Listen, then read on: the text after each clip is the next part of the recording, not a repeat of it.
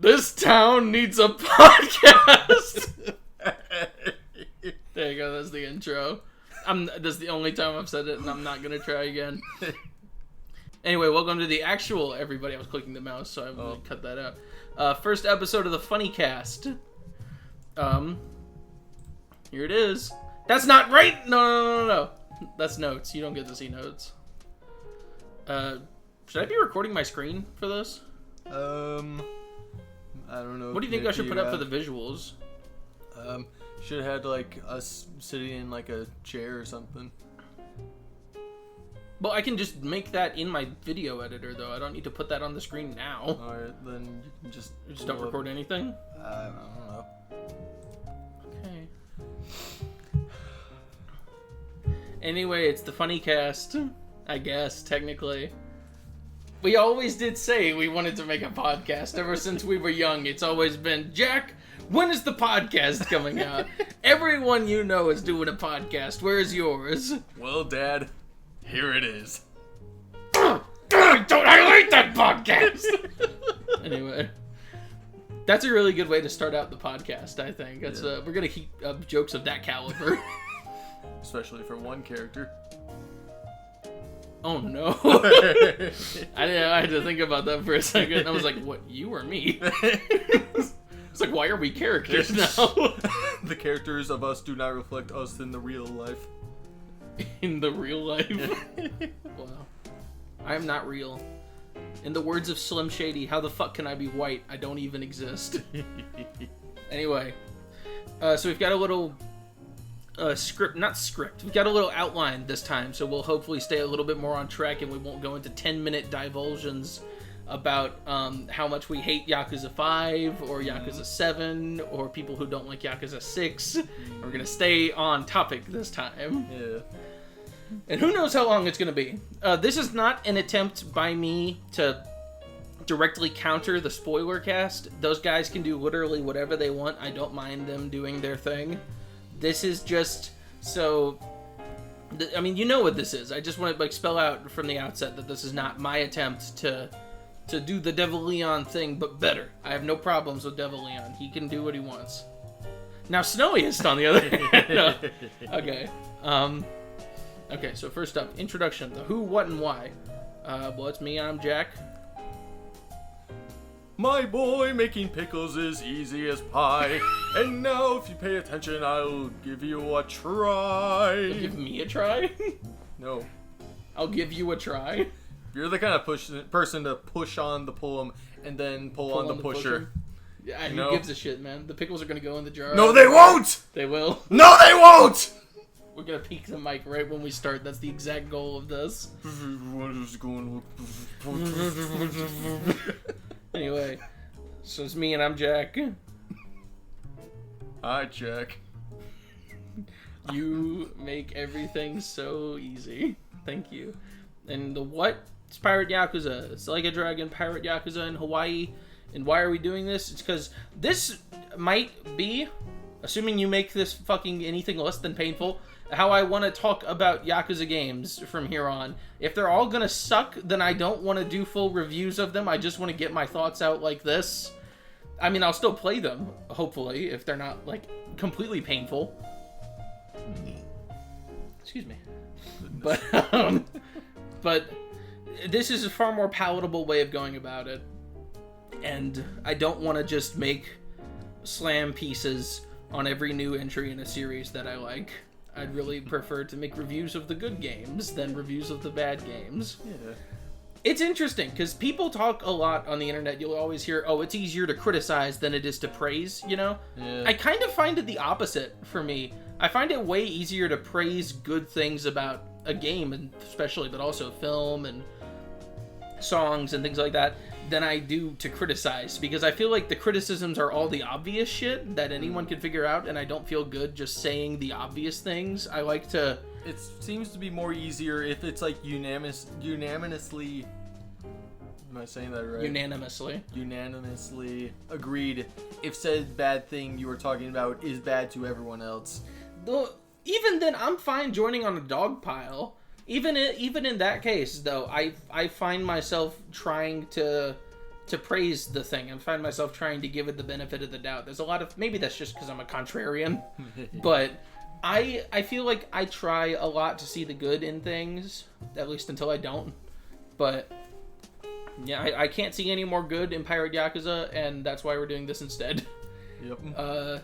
General history with the series. Yeah, that's something else I've realized. I haven't really talked about like my history with the series before now. Yeah. And some people have said like, do you like any of the games? And I'm like, man, of course I like. And I'm like, wait, I've literally not talked about like any of the games I like. Oops. So, I guess a little synopsis of my journey with the series. I started with Zero and like, yeah, I know. In like 2020, 2021, I want to say. Then I played Kiwami, and then I played Kiwami 2. My main memory of my first playthrough of Kiwami is that I didn't think it had a different soundtrack. I thought it was the exact same soundtrack as Zero because the music sounded exactly the same. And then I got the remasters, and I was like, hold up.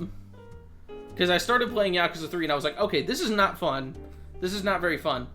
But I'm realizing that I'm going from like 2017 game to like 2009 game. This is completely unfair. I don't want to go into this game completely soiling my impression of it. I'm going to get the original experience. I bought a PlayStation 2, and I bought the first 2 games, and I played those ones, and I was like, holy shit, this is great. This is so much better than the Kiwamis. I love these a lot. I really like them. 1 more than 2, of course. Then I started playing the remaster of 3 again, and I was like, hold on. This still feels like shit. What's going on here? It could be, because this was like right around when people were talking about how bad the remasters were. Yeah. This was like right around the time where like people started like diving into like the frame rate related issues, Keep talking.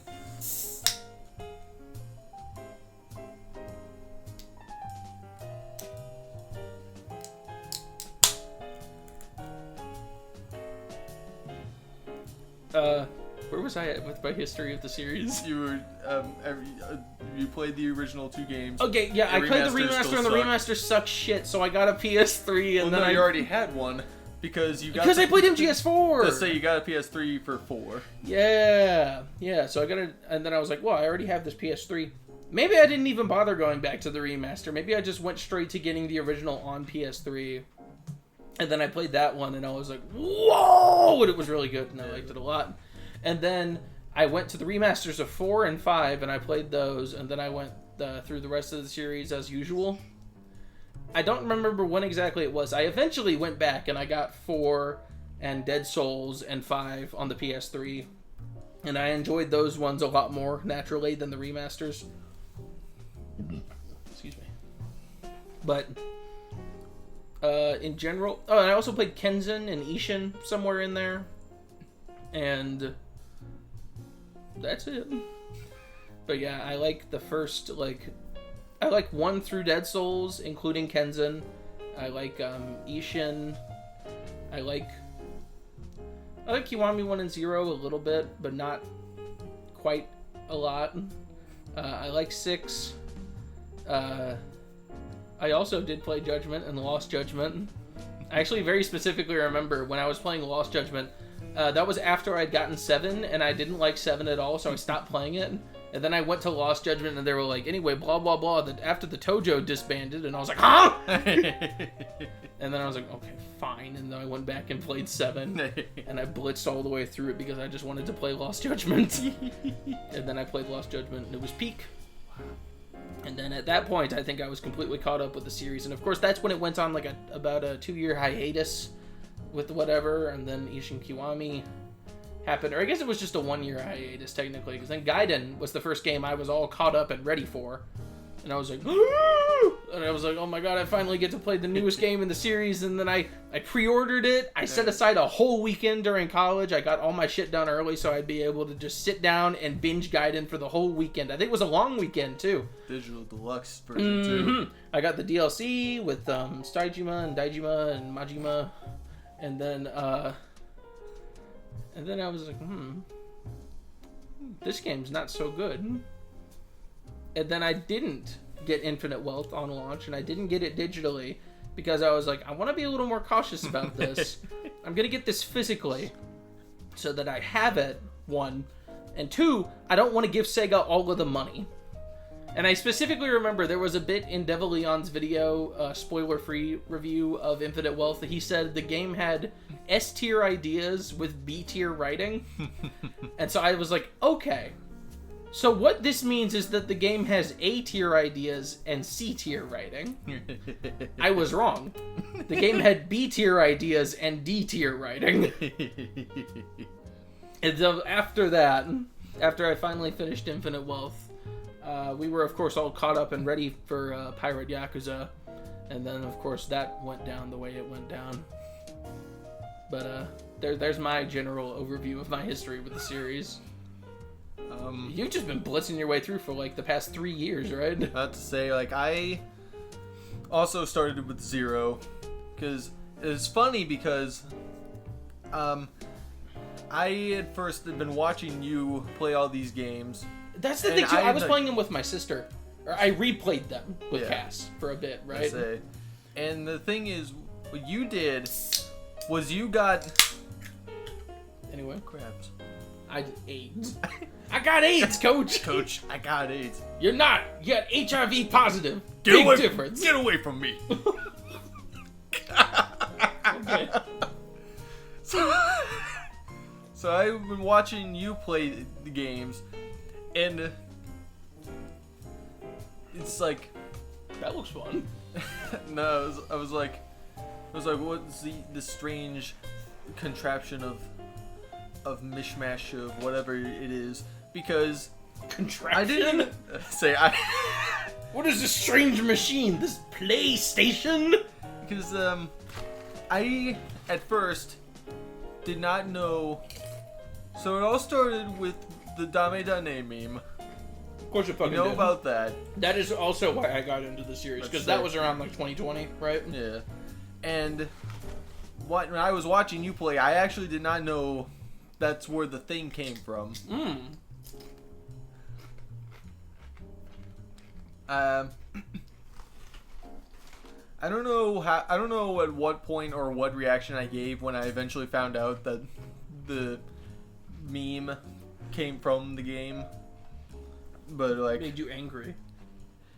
I don't really know, but the important thing is that you... Hang on, I'm gonna turn up the gain a little bit, and maybe that's a bad idea, but I want to make sure we're heard. You know you can't download music illegally. Oh yeah, that looks a little better. Alright, well, I'm sorry for the first 15 minutes you probably didn't hear us very well. I'll figure that out in post. Anyway, so the important thing is that you got it. You primarily played on... I got it. Thank you. Thank you so much. I still got it. That don't turn with me. But, you were primarily playing it on the PlayStation 4. This was before the PS5 came to light, or did come to light, but you just didn't get that yet. But you were playing on PS4, and you were playing it with Cass, and she, I guess, was into that, or interested in it. And so what you did was you got Yakuza 0 I got Yakuza 0 on the Xbox, so she could play for her it. To play. And she didn't. She never did, because she's not a gamer. Not primarily as into games as we are. Yeah. It's because she's a girl. Yeah. Girls aren't gamers. We all know those. The girl gamer and gamer girl are two very different things. It's true. They're both one thing, though, which is Bigfoot, Mothman, cryptids. Not real. Fabrications. Total fabrications. We made it up. We made it up. It's not true. It's not true. And so, at one point, I was probably playing Sonic or something, or a Lego game, and I was just like, I'm into something new. I want to try something else. But what could the one that thing be? You've never said in your whole life? I want to try something new. I was like, what could there be to play on my Xbox? and just looking around. Maybe I could have played Just Cause or the Devil May Cry games or something like that. But then way at the bottom down in like the alphabetical list of our games, in the Y section, was Yakuza 0. And I was like, oh yeah, Jack got this for Cast to play. And I thought to myself, he seems to enjoy these games. Can you scoot a little bit closer, by the way? Yeah, that works, thank you. I thought to myself, he seems to enjoy these games. Why don't I give it a try myself? Yeah. And then I played it. I liked it. I do not know if I beat it. I might have at least beat the main story before I did the cardinal sin of buying every other game on the store because there was a sale going on and they all costed $6.99 each. And then of course they costed $0.00 each. Yeah. The most recent, I guess some of the more recent ones were $0 because I had Game Pass once. Yeah. And that's once. That's how I played 7, Gaiden, and got Ishin Kiwami. Oh yeah, you had it Just downloaded and you never did anything. Came to play that because I wasn't interested in the story, I guess. Yeah. It's so funny in hindsight that people fought so hard for Ishin to be localized for all those years, and then RGG was like, no one's gonna care. Yeah. Because like no one's gonna get the story and no one's gonna care that much about it. Yeah. And then it dropped, like, and no one cared because they didn't know who the guy in the story was, and no one cared much about it. Yeah. Which, granted, there were other problems there, but it's really funny to me that they were still right, technically. Yeah. And we're probably never gonna get anything nice from them like that ever again. But anyway, I got all the games. I beat 0 to a point where I thought it was fine to go on to Kiwami. I played Kiwami. Wait, you went to Kiwami before you finished 0? I completed 0. Like, I'm sure I beat 0 the story mode and probably like maybe did the Amones or probably didn't. I thought you meant you beat it, like you got close enough to the end that you felt like moving on. Yeah. I thought is what you meant. Yeah, I just moved on to Kiwami.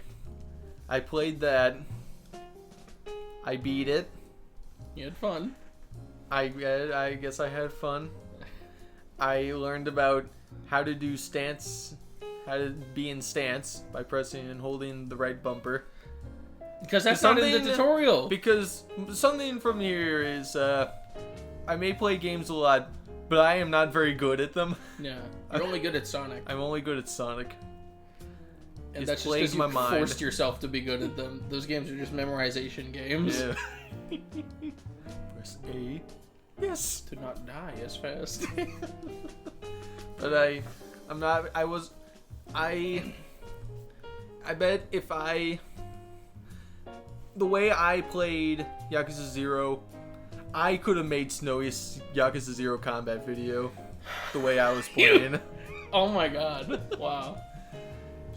Maybe. Because like you just wanted damage. You're just doing damage and like not actually knowing the moves and recognizing some. Yeah. I might have heard like the secret unlockable moves from like something, but like I think I completed the cabaret Goro's. I'm fucking Goro. We can't call him Goro anymore because Goro's the cat. We're on a first name basis with Goro. Yeah. Oh, and I are like brothers. 2019. But I completed his cabaret side mission first, I think, and got his secret playstyle, and I was like, what? What even Why is that? Why is he doing this? Say like, what even is that? I don't like that. And then I was like, so then does that mean Kiryu's got one? And I completed that and got his, and it's like, wow, that's a whole new move. It's like, I had it in my mind, it was like, am I supposed to be getting something? It's like, is this supposed to be a reference to something? Yeah, it is. Because I didn't know. It was like, based off of his moveset prior to that. He did the kick. He did the kick. I didn't know the kick. Yeah. I was like, oh, damn. But then I got to Kiwami, and I eventually learned about having a stance and lock on. And then, of course, just that's how you do the tiger drop. And I did the tiger drop a lot. I think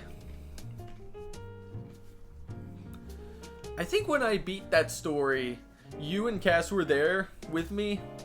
And Kiwami won? Yeah. Maybe. I think, and like you at that point were already like against like the way Kiwami does its story with like Nishiki and stuff. That you and her were completely commentating through like the whole thing, and like I was just like couldn't get interested in it. I think I just like skipped like most of the cutscenes and like the credits because I was like, oh, I don't care anymore. Because we talked about how bad it was. Yeah. It's like, oh well. So that was sorry. The end of that. Majima. Funny. I guess. And then you played Kiwami 2? I went to Kiwami 2. And I gotta say, I think we need to speed this up a little bit. We're still on the first thing, and it's been like 20 minutes. So I got to Kiwami 2, the whole new play style, and I had a bit of fun with it. Because I like early Dragon Engine combat. I like the way it does its thing. I like the way you can go places. And I was having a bit of fun like doing the side stuff and all that. But I eventually just like did the main story and the final chapter, and I beat the story, and then I stopped playing it. I just stopped playing it. I went right to 3. Whole new playstyle and stuff. I don't know if like the Xbox version does think the Xbox version like fixes quote unquote the dodge. Say the dodge and stuff like that, because like the Q-Lock logo is suspiciously missing. Oh, is it? From the Xbox version of the remasters and like everything else, I guess, because like I saw on Yakuza 6 on the PC, the Q-Lock thing was on there too. Wasn't on. Oh, that's so weird. Saying something else weird that does, the Xbox for Yakuza 3 way it has the 2 intros like before you beat the game and after. It always played like the post-game intro, like the happy one. Yeah. Instead of the. I never got that for some reason. It was weird. But I played 3 and I had struggles. with it. Struggles, yeah. I didn't do like any of the hostess stuff. I didn't do any of the Avengers things. Once I was done with that, I just moved on from it. Went to 4. You mean the Reapers? Yeah. Aren't they called the Reapers in the remaster? I don't know, because I didn't do that. I'm pretty sure they're called the Reapers in the remaster. They're called the Avengers in the PS3 version. Yeah. Because like Shingaki or whatever his name is the scythe, or he's the Reaper's blade in the remasters, I think. But I went to 4. I had, and like with a more understanding of what I was going to get, I was like knew a little more of what to expect, and I played through 4 and got all the sub stories in that one. I think that was the first time I knew like I gotta do like sub stories if I want to upgrade these characters to make them more fun to play. And I ended up loving 4, and before I completed the original 4, that the 4 remaster was my favorite of the series. And now? The original 4 is my favorite. Ooh. Because I loved the way everyone played, and I loved the story. I thought it was cool. I think it's cool. Yeah. Yeah. No damning parts of it at all. No. I legitimately mean that. Yeah, but then I went to 5 at some point, and I was like, something ain't right here. Something is wrong. I can't put my finger on it, quite. I played through 5. It took me like I think about 2 months to complete because it's so long. I mean, that's like the average experience. So, I know some people their first time with 5 probably stretched them out over like half a year. Yeah, maybe. But like, I didn't like 5. No. That's because it's bad. I played through it, and I didn't like it. I didn't like the story. I thought everyone was a downgrade from before.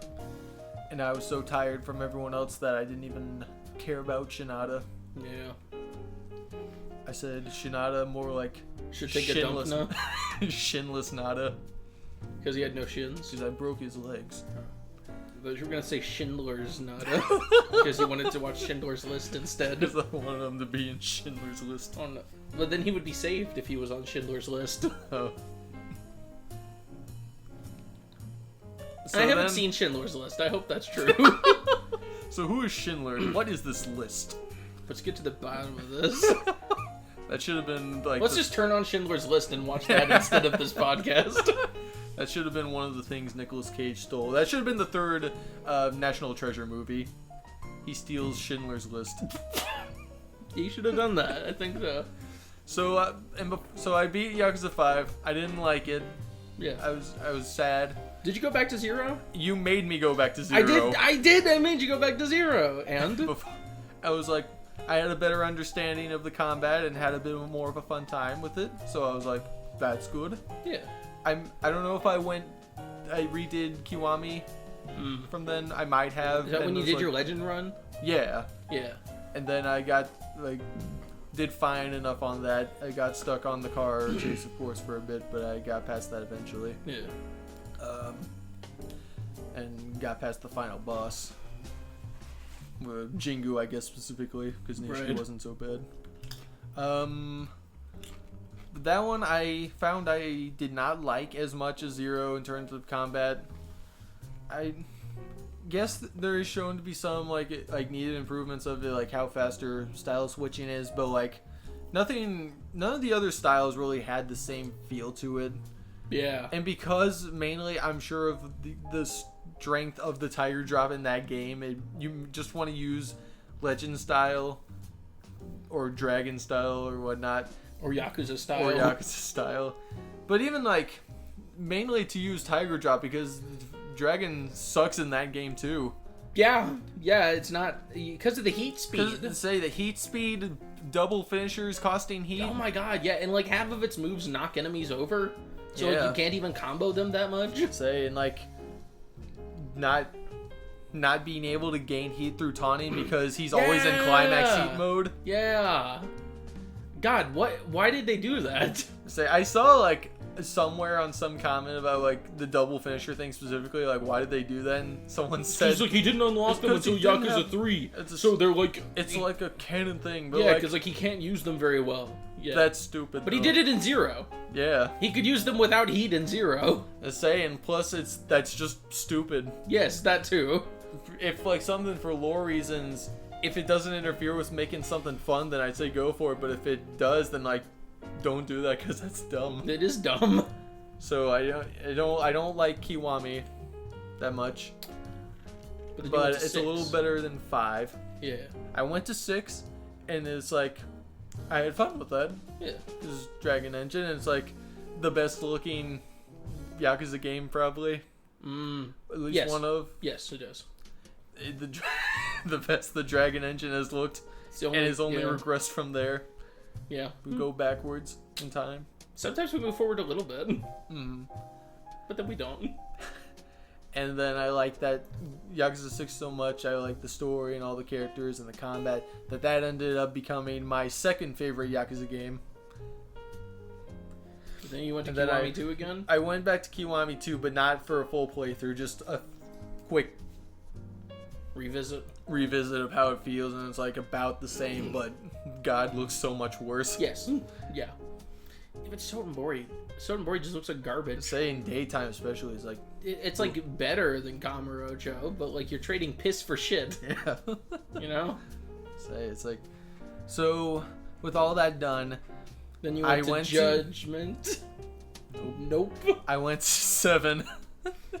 And at that point I knew about the gameplay change, but I had a little moment of that because like you showcased it to me like years ago, like a bit before I started playing the games about it. I had a whole thing set up. I did this is the new spin-off. Game. It's and like, I was like, no, this is the next. This is Yakuza 7. Well, like not that. Yeah, because my whole thing with it was because it was called Yakuza Like a Dragon, so it was like a spin-off. And I said, hey, you know what the Japanese title of this game is? It's Ryuga Gotoku 7: The Whereabouts of Light and Darkness. Yeah. Because it's the canon next mainline entry, and you were like, huh? That's saying also showcasing like, all right, I was gonna see how Ichiban feels, what his combos are. And it's like, nope, this is an RPG, and I was like, what? And so I went to 7. I didn't have much fun playing it, but I guess I liked the characters. They were cool, I guess. Yeah, they were cool. Ichiban was a pretty cool guy. He was okay. He was like, hey everyone, my name's Ichiban. My name's Ichi. Did you know? Dragons. From Dragons. Did you know? My favorite things are Masumi Arakawa. I was gonna say, my dad. My favorite things are jumping into turn-based combat, stale bread. So, wow. Yakuza without any Yakuza. the newest entry of the Like a Dragon franchise. The newest Marvel film. And Mud. See you in Yakuza 8, everyone. And Tekken. Or no, and Virtual Fighter. Yeah, if only. So then, but I played through that. The ending kind of messed me up a bit. I was a little sad. You were a little sad because Ichiban was so sad. No! No! No! He's like the train guy. No! Then I played Gaiden after that. That messed you up because it was so bad. So the way I saw a bit of like Judgment's combat, specifically I guess with Tiger style, it looked a little similar to Agents in the way like how it does like 2 hits at once. Yeah. In one move. I know about that. And then in the tutorial, I was playing it, and I noticed at some point that before you unlock the gadget thing with the X button or the square button, I guess for you PlayStation enjoyers, you have to release the button in order for like at least I guess your first hit to actually register, and that threw me off a whole lot. And I said to myself out loud, like, is this what Judgment's combat is like? Because this feels terrible. Yeah, I don't think that's what Judgment's combat is like. I don't remember off the top of my head. Well, from the few minutes of that I played. That you were there for. Of Judgment? Yeah. Was it like that? I don't know. It was very slow. It is very slow, yeah. But anyways, I kept playing that. I got Yakuza style and was like, I'm just gonna use this from here on because it's not like that. Better, yeah. You don't have to release the button to move your fist. I'd say that one's normal. Yeah. It was like this is a bit more like as well as like the style I know, so that's what I'm gonna use. And I just played the game and finished it, and it was like, that's it. Yeah. And then you went to Infinite Wealth. Did you? No, I waited a bit because Did you play it on the PlayStation, or did I played it on your thing? Cause, yeah, because I was home for the summer and you like went through it that summer, right? Yeah. Yeah, because yeah. Say after a while, because like, were you working at that point? Or would that have been before you started working? It was at Domino's at that point, yeah. Okay. Yeah, Jay is a proud member of the Domino's family. You have 2 years and still driving. 2 years and not dead yet. But a while later, I had played Infinite Wealth. I guess combat was better. Everything else was worse. The game gave me a hemorrhoid. It made me sick, legitimately. Hemorrhoid? Wait, actually? It didn't give me a hemorrhoid, but I did get sick while playing it. Oh. Because I played it too long. Do you mean a hemorrhage, by the way? Or an aneurysm? Do you know what a hemorrhoid is? No, I don't. It's like a lesion in your asshole. Then yes. Okay. I'm just making sure we're on the same page here. We know exactly what Infinite Wealth gave us. Yeah. It gave me crabs on my yucky. What a callback. Wow, we're bringing it back. We're bringing back crabs. But I I did legit get sick while playing. You got ill! I got ill because I played too long. Okay, I need to explain that, by the way. The reason that I kept, like, making a fuss about that at the end of the Pirate Yakuza thing is because I found an article once. It was, like, an interview with Yokoyama, I think.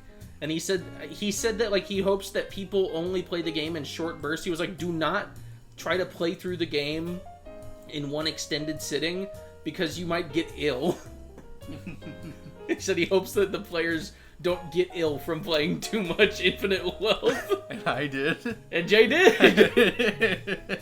I got sick for a few days after that. Wow. He had a point. Yeah. But I really did not like that game. It's bad. Mm-hmm. Because I already don't really care for the RPG elements, and because it's not even elements, it just is. It just is an RPG. I don't really care for that kind of gameplay. The only Paper Mario I've played is Super Paper Mario. You played some of the first one. A bit of the first one. It's like, but it was an RPG, and you didn't like it, so I stopped playing it. Maybe 1,000 Year Door though. We'll get there. Maybe. Have you played any more Paper Mario? Not since, no. God damn it. It's too many games. It is too many games. Hey, you're about done with your PS3 excursion. Once you finish that up, I'd love if I had the opportunity to play more 64 games. I'd say I actually played a bit of Mario 64. Really? Because I wanted to test out the Wario apparition theory. Yeah. Yes. That was real as so last 8 years ago. That was real as, like, it's literally so 3 years ago. That's when it got, like, figured out, right? To say L is real as so confirmed. L is real as so confirmed, dude. It is. So, but like, I wanted to make sure the Return of the Pumpkin Rabbit video worked. So you played Mario 64? I was like, well, I'm already, like, I don't feel like going back into this room, so it's like, I'll just do something real quick before I go to bed. Yeah. Okay. Because that was a very confusing series of events. But anyways, I did that. I guess I performed the backwards long jump. Oh, did you? Yes. So we have the unpatched version then? I guess so. Yeah. Nice. Okay. Maybe the patched version is Japanese. I noticed the colors were muted than what I remember. Yeah, it was like a little darker. It's kind of like the world was sort of drained of life in a way. There was like this apparition floating around the castle. Feeling of dread it gave me. Yeah, I kind of felt like ill. But like, in like the ghost world, it was like the outside of the house was like completely dark. Ooh. And I could not, like, I legitimately couldn't see anything. Maybe it's a generation loss. Yeah. Maybe, I don't know. That's a VHS thing, right? Maybe with like the TV, or I guess. Maybe. I hope that TV's not puttering out. Yeah. It's such like a fucking relic. I want that thing to stay around for the rest of the time. I have never noticed how hard that one star is with the ghost balcony, Big Boo's balcony. Yeah, getting onto the roof. I didn't even know how to do that until I played like the DS version of 64. It's fucking, I need to just get this out now. I don't really like Mario 64 nearly as much as most other people do. And it's literally for one reason. They call it a wall kick. They call it a wall kick instead of a wall jump. So do you know what I did when I had to figure out how to make wall kicks work? I jumped with A at the wall and I hit B to kick. And it didn't work. Just say, like, it's like, I did like the run inside long jump. Oh, the side jump? Yeah. Yeah. Off the wall, and it was so disorienting because, like, because he hits the wall, when he can hit the wall and then like goes like, oof. Yeah, but you have to do it like right before the bomb. Let's say you can still jump from that. Can you? I think so, because that's how I did. He did like the but I still jumped off and got up there. Huh. Mario 64 is weird. I don't like it very much. It's an odd game. It is a very odd game. So anyway, I hope that doesn't bode poorly for Sonic Adventure for me. So I'm looking forward to that. Anyways. So I guess that's it. That's our history with the series. Yep. Because after that, for you, it was just smooth sailing straight to Pirate Yakuza.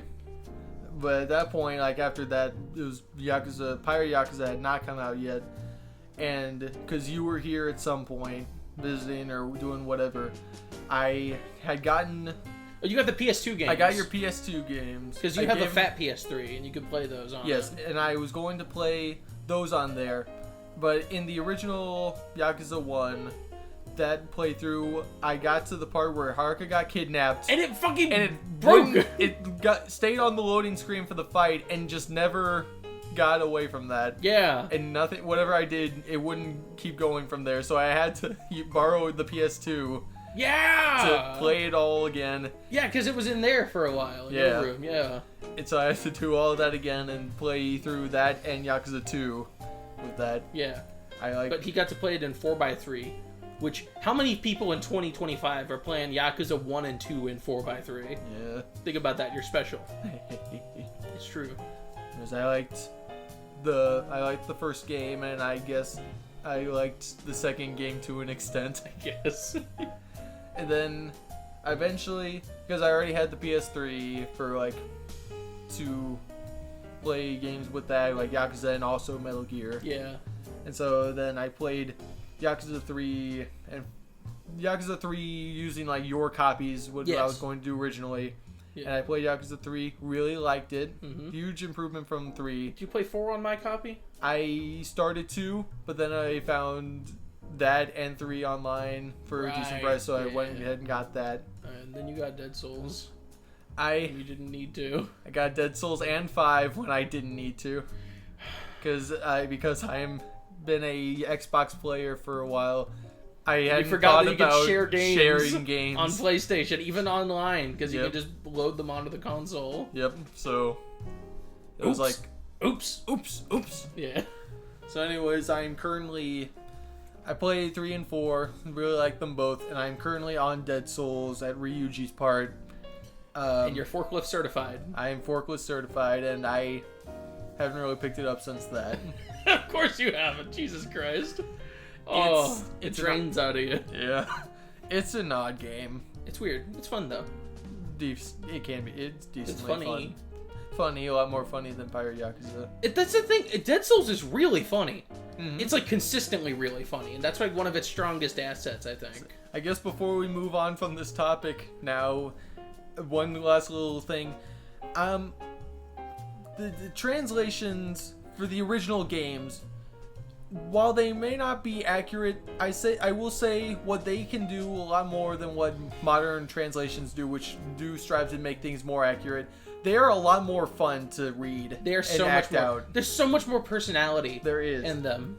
There's so much more. I loved when Hannah made a rape. Akiyama laughed at Hannah getting fed.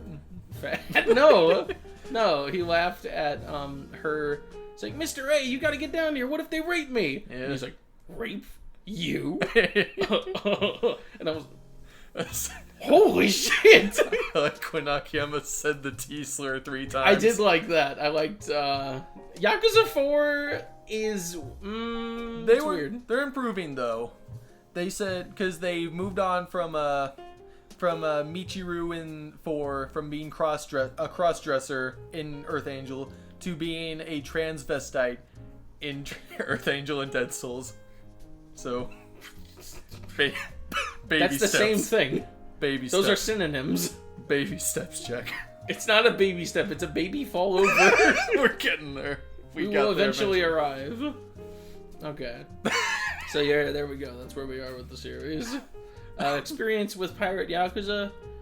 I mean, I don't even know why I put this in here. You know how that went. If you've seen the Let's Play, you know how that went. If you haven't seen the Let's Play, it's just so bad. It starts out on, like, a half-decent note, but then the characters start talking, and they make it really clear that the game is not going to try to do anything. Yeah. And then after the first chapter, the game stops trying to do anything. And it's just like a massive slog. It's one of those things where it's like, oh, this is just a fun, silly adventure for the whole family. Mm-hmm. But, like, if you're not literally just in a mood to be entertained, you're not gonna have fun. Yeah. I rarely go into games wanting to just be entertained. And Yakuza, up until now, has been very good at not just being entertaining. Mm-hmm. And that's the best this game can do. And it can't even really do that, because it's really boring. Yeah. It's like... Because things just like don't happen. We'll get into that more later. But have you played any of the games since last? No, because we got it. You got it digitally. I could get it digitally because you got it digitally on the PS5, and you got it digitally on the PS5. Oh yeah, I did, and you got paid back for that. But yeah, I was paid back. All was right for the world. So yes, but then of course, but because we did that, that means we can get the PS4 version. Yes, and we did, and it downloaded. Did you know there's a loading screen on the PS4 for the people watching or listening? Did you know that there's like a little logo in the bottom right with the snake on the eye patch like goes around in a circle and it like loads? Yeah. I didn't see that once on PS5. The true power of the PS5. That's the power of PS5, is it takes away the smallest bit of personality the game had going for it. Oops. But yeah, that's our experience with the game in very short. Bad. So yeah, I guess let's just get on into it. First thing I've got down here is combat, because I don't want to start talking about the story yet. For the combat, I guess just a little over with Mad Dog. Not good. I know I've seen some people in the comments of that talking, oh, you're overreacting.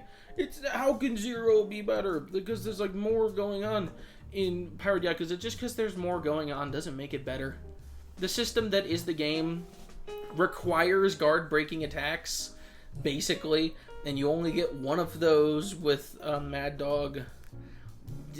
It's like, I don't know, it's just not fun. It's like how Agent is just kind of little mini taps until you get to do something bigger, but you don't ever really get to do anything bigger. Yeah. The whole pacing of Mad Dog style is ruined by the fact that the knife can't break guard, and the fact that so many enemies have weapons and they're always gonna be guarding.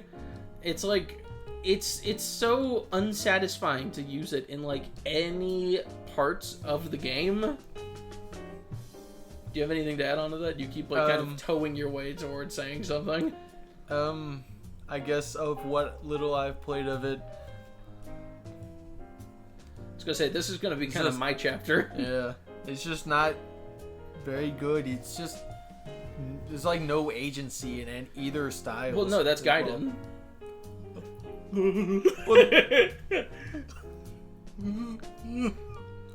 That's gonna be great to listen to. Keep doing that.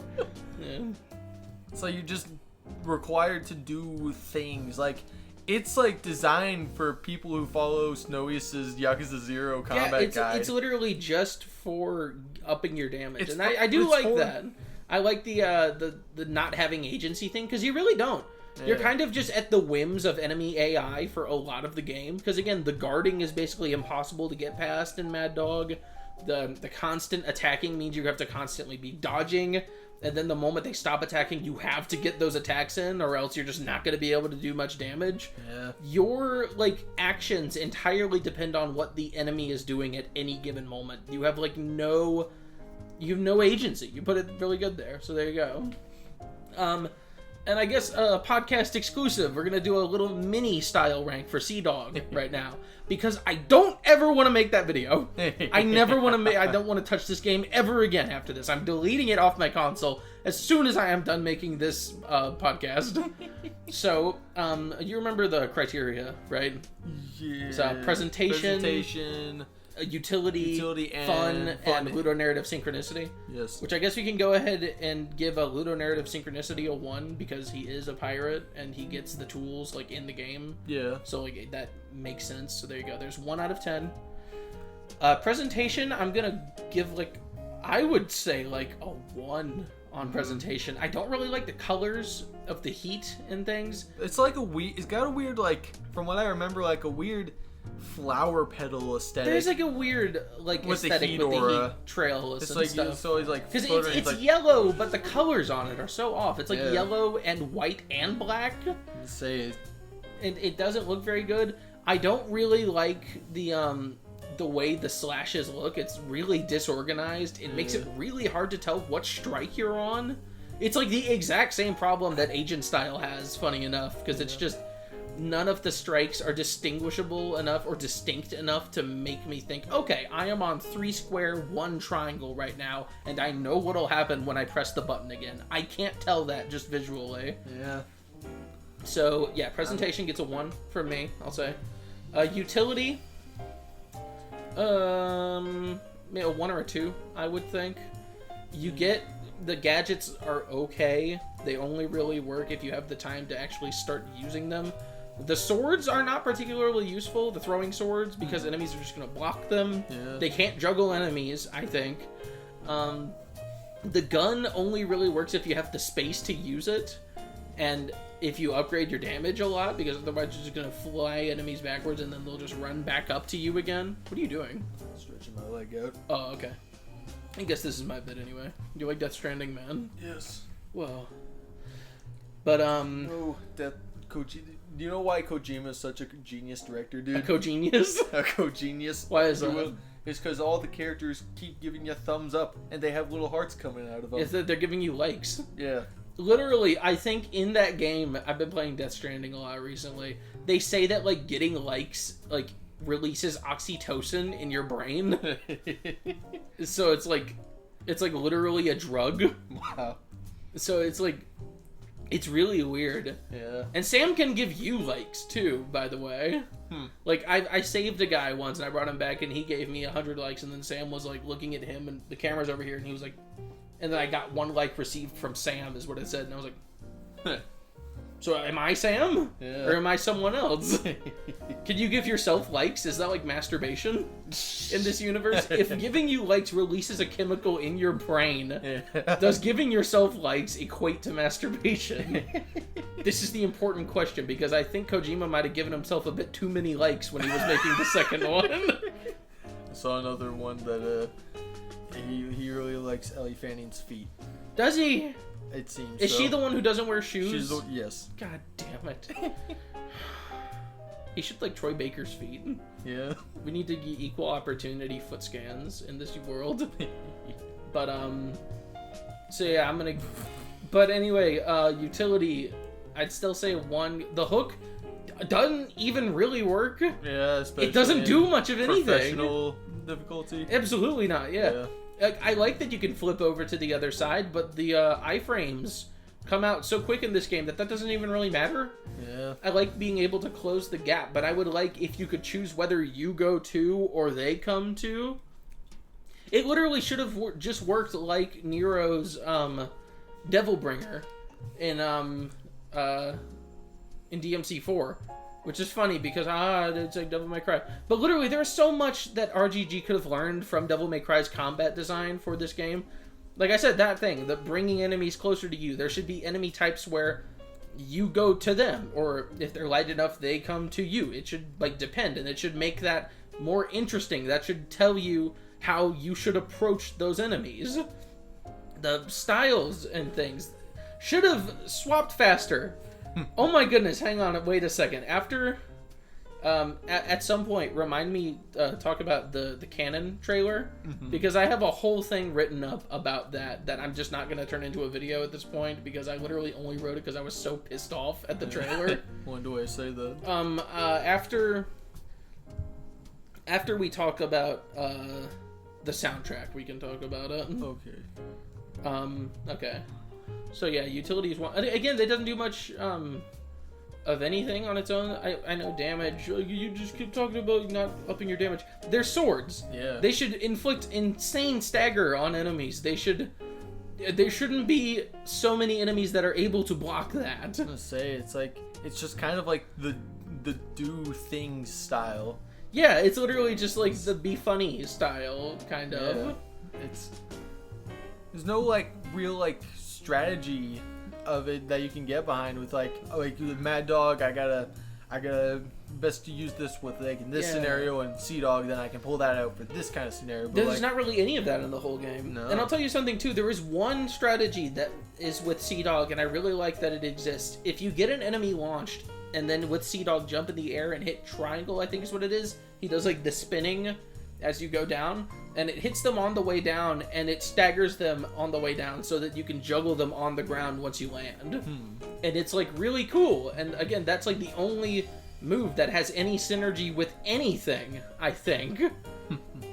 Because the other two attacks it has from the air are the diving one that goes forward and never goes where you want it to. Yeah. And the spinning one that just goes down on the spot and then you're stuck there for like a half second in after frames. And why would you ever use that?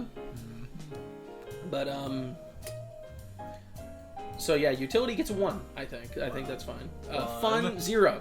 It's not fun. It is not fun at all. And again, this is the same problem as Mad Dog, where it's like, I don't know if it's the game's fault or the style's fault necessarily. But again, if you put Sea Dog into, like, Lost Judgment, it wouldn't be fun. Because in any other game, any enemy that doesn't have a weapon is going to not be able to block those strikes. So you just won't have to try. Yeah. And any enemy with a weapon, well, you can fight them on a somewhat equal playing field.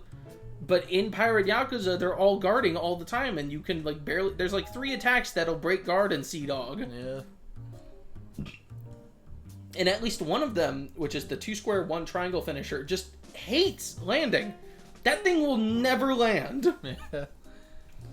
This could be nothing, but, would a bit of, something, I don't know what the word would be, but something be taken away from presentation with Sea Dog's thing, be, like, taken away because you can change outfits and that? Because, like, most of what Sea Dog's thing can be is, like, being in the pirate suit. But if, like, you can, like, not dress up as that, then all you're left is, like, with his 2 swords. Blowing out a gun sometimes. But, I mean... because that's entirely an optional thing. Considering that, yeah, that's an optional thing. It's up to you whether you want to do that. I wouldn't count that against it. But, it is something else to consider. The style doesn't feel very piratey, besides just having swords and a gun. Yeah. Like, pirates don't have, like, grapple hooks. Yeah. They do when they're, like, boarding ships, but, like, you can't board ships in this game. Yeah. And we'll get to that later. But, so yeah, what is that, also a 3 out of 10? 1 utility, 1 presentation, 0 fun, and 1 ludonarrative synchronicity, 3. So 3 out of 10. So there you go, it's on the same level as K2 Mad Dog and Agent for me. I guess I need to go ahead and write that down. I'll cut this part out. Don't worry, guys. Clip that. He's pulling his dog out. Clip it. Clip it. Clippy. Oh, since it's a tie, well, it'll have to go tie breaking. Would you say that it's better or worse than Agent style, Sea Dog? Sea Dog, I have not played that too much enough for it to make an impact to say. Then I'm gonna say it's worse. I'd say K2's Mad Dog would be worse than both. But I don't, because that's on my list. It's above Agent. And this is my list. It is. I'm doing it my way list now, not your list. And I got opinions on the other side. Oh, He's got takes on the other side. I've got takes on the other side. I like that. It's just my Patreon chamber, fellas. Nothing to worry about. You're changing your mind. Because I'm so persuasive. But if you don't, then don't blame me. I hope you realize you have your opinions. We're completely butchering this song. You can take my takes on the other side. You're a loser, baby. That's what I'll say to Snowiest when we're both in the gutter.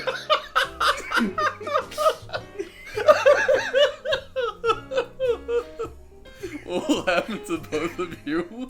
What do you mean? You both end up so sad. That's just what happens. I see. Will people on Twitter get mad because your situation doesn't correlate at all with his? With how your downfall was entirely your own fault? And his was brought onto him because he had no choice? What do you mean, no choice? Because he had a choice not to be a... We're not talking about Snowiest right now. Anyway, there you go. It is a under Agent and a Mad Dog get to hang out together. Wow. Wonderful. That's my OTP. Sea Dog and Mad Dog in the gutter. Okay. Next thing I have up here, enemy AI. Again, this is just going to be a short thing, but the enemy AI is something I haven't really gotten to talk about in a devoted sense, just on its own subject.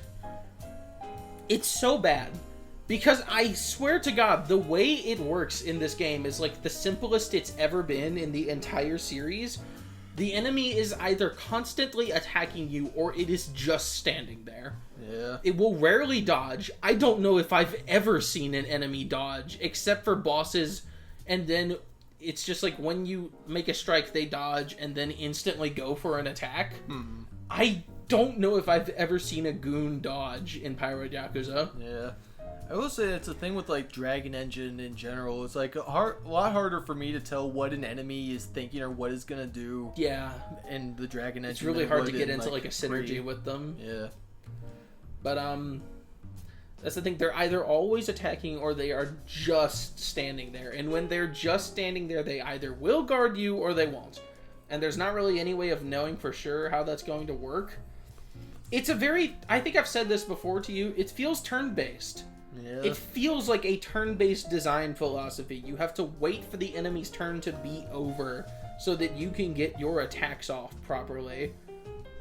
And, like, obviously there are ways of, like, overcoming that design, and there are ways of making sure you get your attacks off anyway. But that is at a level of skill that I don't think most people have with this game.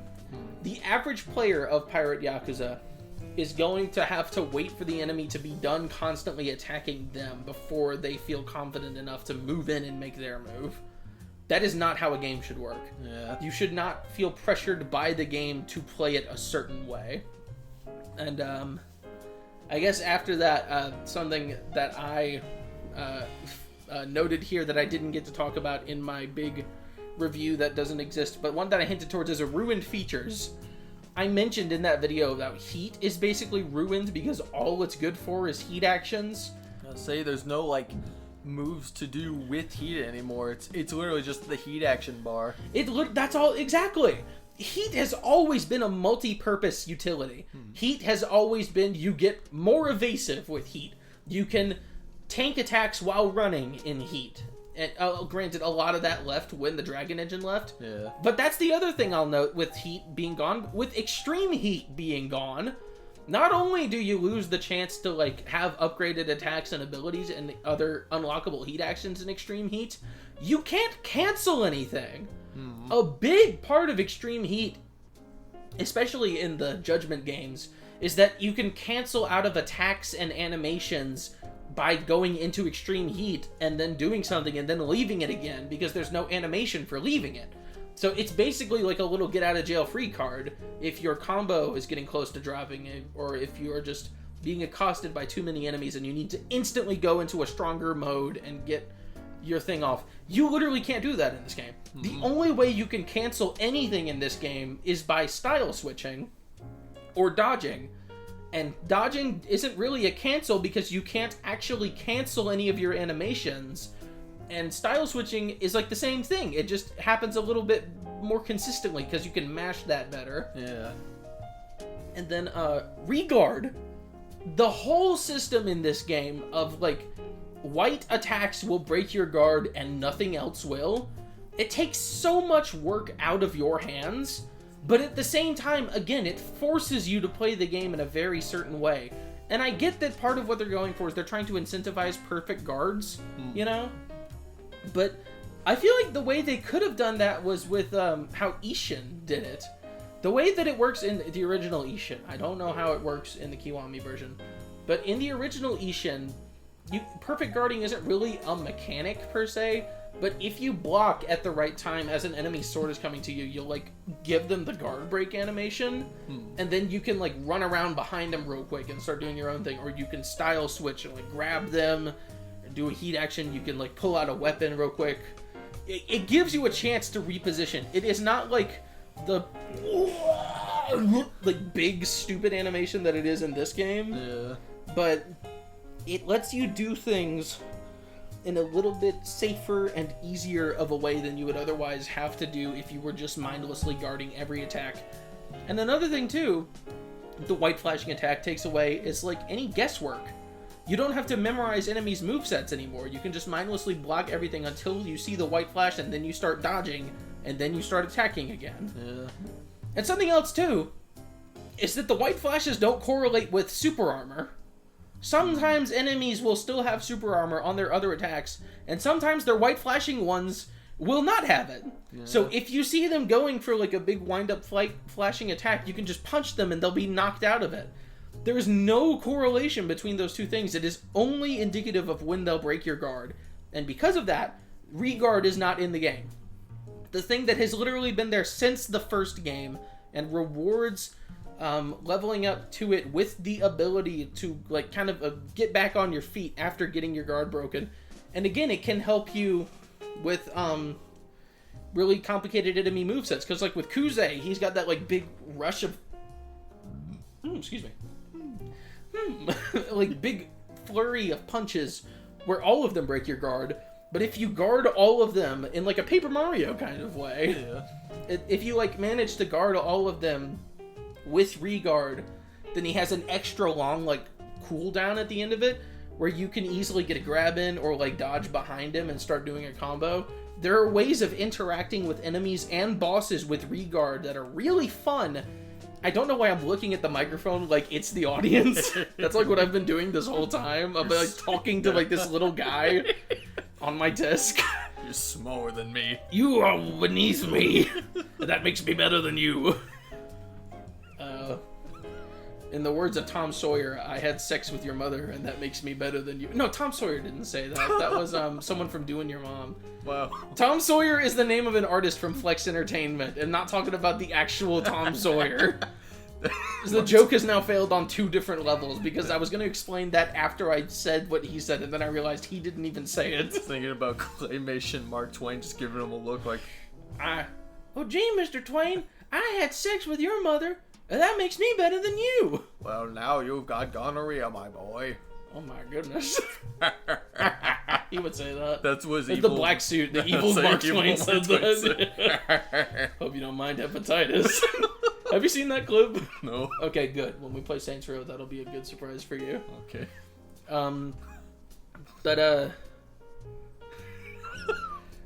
Yeah, so re-guard not being in the game completely, it could have worked. I get they're going for a very different style of combat, but it doesn't feel like it. It feels like they're just kind of siphoning all of the unique mechanics out of Yakuza's combat system and just making it nothing. Yeah. It's really, really boring, and that's a big part of why I say the game is so boring, despite it constantly being so in your face with all like enemies attacking and having to dodge everything, and the constant flashes of light with the perfect dodges and shit like that. It's so boring because you're so limited in the ways that you can approach enemies. And again, the last thing I've got there, grabbing, not working. Yeah. This is, again, a thing since Lost Judgment, and I really hate that Lost Judgment introduced this. You should be able to grab enemies while they're attacking. I don't care if that's an unpopular opinion. I can't imagine it being one, but you should be able to grab an enemy while they're attacking. Especially if it's a big wind-up attack. You should not phase through them. You should not bounce off of them. Because Yakuza, at the end of the day, isn't a fighting game. More importantly, Yakuza is not Virtua Fighter. In Virtua Fighter, if you are attacking, then you will beat all grab attempts. And I have half a mind to say that RGG got that from Virtua Fighter, because I don't think it works like that in any other major 3D fighting game, especially not Tekken. But that is just such a bad idea. And I can't believe it has stuck around for as long as it has. And that is really all there is. And it's something else with the grabbing thing. With you being only able to do it from like one side, how it like takes away like the very simple nature of like having like being able to do multiple things with like grabbing people from the front and back. Just being able to do like either like multiple actions or like 2 different heat actions for something. Once again, just a small choice that you get denied. Yeah. One more gameplay option that you cannot choose. The game will make you grab the enemy behind because yeah, just to make sure that you can't do anything they don't want you to do. And I said this in the Let's Play before, that again, all of these changes add up. I genuinely think that RGG is like trying to stop people from no damaging the games. I genuinely believe that. I don't know why they would. It seems like a really weird and dumb idea, But the way that Gaiden and especially Pirate Yakuza are designed are so antithetical to the idea of no damaging specifically that I cannot help but feel like that is the intended solution. Or that is the intention of these design choices. And I really hope that the next real-time combat game proves me wrong. But the way that Stranger Than Heaven's been looking, with that really scripted, like, trailer style of combat... I have to say, I don't know what... It almost looks like Free Flow. Yeah. It almost looks like an Arkham style of combat, and I don't want RGG to do that! Because I don't like Free Flow combat very much. I like the Arkham games, but I like them for being the Arkham games. I don't want Yakuza to be an Arkham game. Or a Spider-Man game, I guess, whatever. Yeah. But yeah, that is all I have to say about the combat. And I'm really glad that I can get all that out now. Because again, there's just nothing else. Yeah. And I can't believe that the combat section in a Yakuza game can be so short. But I have nothing else to say. Yeah. Wow. Then after that, exploration. The hubs are so bad and boring. Hawaii is so big. I guess some people have liked Hawaii in like Infinite Wealth. I never liked Hawaii very much. It feels like Hawaii is either long streets or cramped alleys. There's no in between. Yeah. There are no short streets. There are no spacious alleyways with like small shops, not mini shops. Like there's that little like Chinese market district in Hawaii. I hate that. I don't want to have to choose between 7 vendors who each sell, like, one thing. Yeah. I want, like, one market stall. And again, in the park, there's, like, a row of vendors that all, again, sell, like, one thing each. Why not just consolidate that into one shop? Yeah. I get that that wouldn't, like, work for the world that they're making, but you made the world. You made the sandwich. How about you make a better one? Yeah. And again, it's so... claustrophobic the moment you get off of the main thoroughfares, and like Kamurocho could be claustrophobic. Every city in the game has been claustrophobic except for like Fukuoka wasn't very, but that was a bad thing about it. I don't like that Fukuoka is only main streets. I don't like that Nagoya is just like a little grid, a park, and then a big empty shit that you don't get to do anything in. And that's what Hawaii feels like to me. It feels like every little region in Hawaii is either a big empty shit with nothing to do in it, like the park. It's not even that pretty, so why would I want to go there? The beach. The beach, there's just nothing going on the beach. Why would I want to swim and slowly get, like, items when I could just buy them? Yeah. I get that there's those vendors out on the ocean, but, like, I would only go out there to talk to him, and I wouldn't do anything else in the water. How come you can't unlock, like, a surfboard? How come you can't unlock, like, a boogie board or something? Why can't you... This is a pirate game. Why can't you swim next to your ship? Why can't you go fishing? Okay. Do you have anything to say about Hawaii, or can we just get to Ridge Island? It's... such an odd place. It really is. Hawaii. It's weird to be a pirate in Hawaii after Infinite Wealth made a whole point about how, like... plunderers and colonizers like raped the land of all of its resources. Yeah. Like, I am a pirate! That's what I do! Anyway, time to go to this tourist destination that's been ripped from the hands of the indigenous people, and so I can enjoy it at their expense. Did you know we have a little Japan section? Because we like Japan so much. We love Japan so much. We've been colonized in this unrelated population. By 2 separate people now. Yeah, we're... oh my god, poor Hawaii. My God, poor Hawaii. So grab your towel and dry up your tears. I wonder how Hawaiians feel about Infinite Wealth and Pirate Yakuza. I wonder. I'm sure that they're not like majorly offended by it. I'm not trying to be offended for them. But it's just so weird to me that RGG would make such a big point out of that and then proceed to miss it so completely.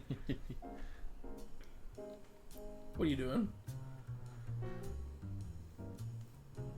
Oh my god, yeah, the little beach party thing!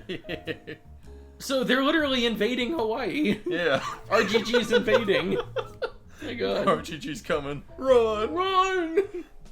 Man. Yeah. Cool off with Kiryu and a scoop of his favorite ice cream. He's alive, guys, I swear. He's alive. He's alive. He's here. You can come see him. What's his favorite ice? He's like a zero in his little chair. If you say the right thing, he'll piss, maybe. He'll shit. He'll shit, yeah. What is this? Visit little Akihabara. I thought that said little Akihabara? Akiyama. Wait, let me see that. I thought that said visit little Akiyama. Akihabara? Oh my god. Hello guys, it's me, little Akiyama. We're going to have so much fun today. Wait, is little Akihabara real? Is Little Tokyo real? I don't know. Because Akihabara, or Johnny in MGS4's name is Akiba. Yeah. He's named for Akihabara, which is like a tech district in Tokyo that like has a lot of like tech stores or like companies in it. Because he's like the tech guy, he's got like the little keyboard on his hands, he manages like the laser wires and shit. Is there a Little Tokyo in Hawaii? Oh my god. Or are they setting up like a little attraction? Is that what that is? I don't know. Is Shibuzi gonna be there? Or not? Drewski. Is Drewski gonna be there? Do you think he is? He was the guy who was in all those ads, right? Yeah. Drewski, I think. I hope Drewski was there. Wow. And then everyone got to meet him. Yeah. And then he was naked. He had like a suntan lotion thing stuck to his crotch. And he said, "I am the three perverts from Judgment." But Rich Island is just nothing. Yeah. Rich Island is literally nothing. Someone, that guy who leaves like giant fucking comments that I love. The one that fucking bird that I hate. The ones I'll edit later guy. Yes, that guy. There's like 3 of those guys. I appreciate it very much. This is the exact type of thing I've tried to encourage on the channel, by the way. That guy pointed out that like, how come there's like 15 pots spread around the entire map? Why isn't it just like one greenhouse? Yeah. And I'm like, wait a second. Why isn't it just one greenhouse? There's like little islands on the ocean where you can go and catch bugs and like fish, you know? Yeah. Why isn't that what Rich Island is? Why isn't the rest of Rich Island like explorable so that you can go and catch bugs or fish or plant things? To make it seem all that more smaller to Noah. I guess. But it doesn't have to literally be that small. He could be used to it. He could be our guide on the island. It's like, How come Goro doesn't only follow you around on the island? How come Goro follows you around in Hawaii and Atlantis? Because he has to help you out in combat and give you bugs and free stuff. I don't want him to do that. Well, that's just a little too bad, isn't it? Yes. Yes. But yeah, that's it. That's just it. Rich Island is nothing.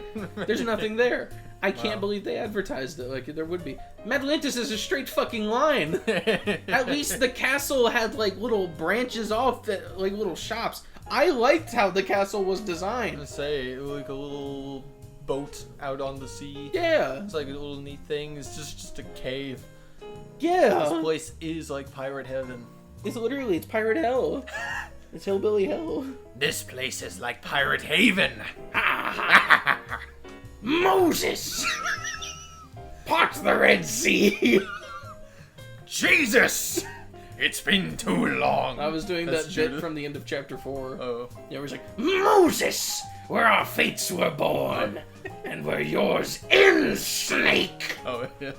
I love how he says the Snake! Yeah. It's like how I used to think Mr. Incredible said Showtime. Oh, yeah.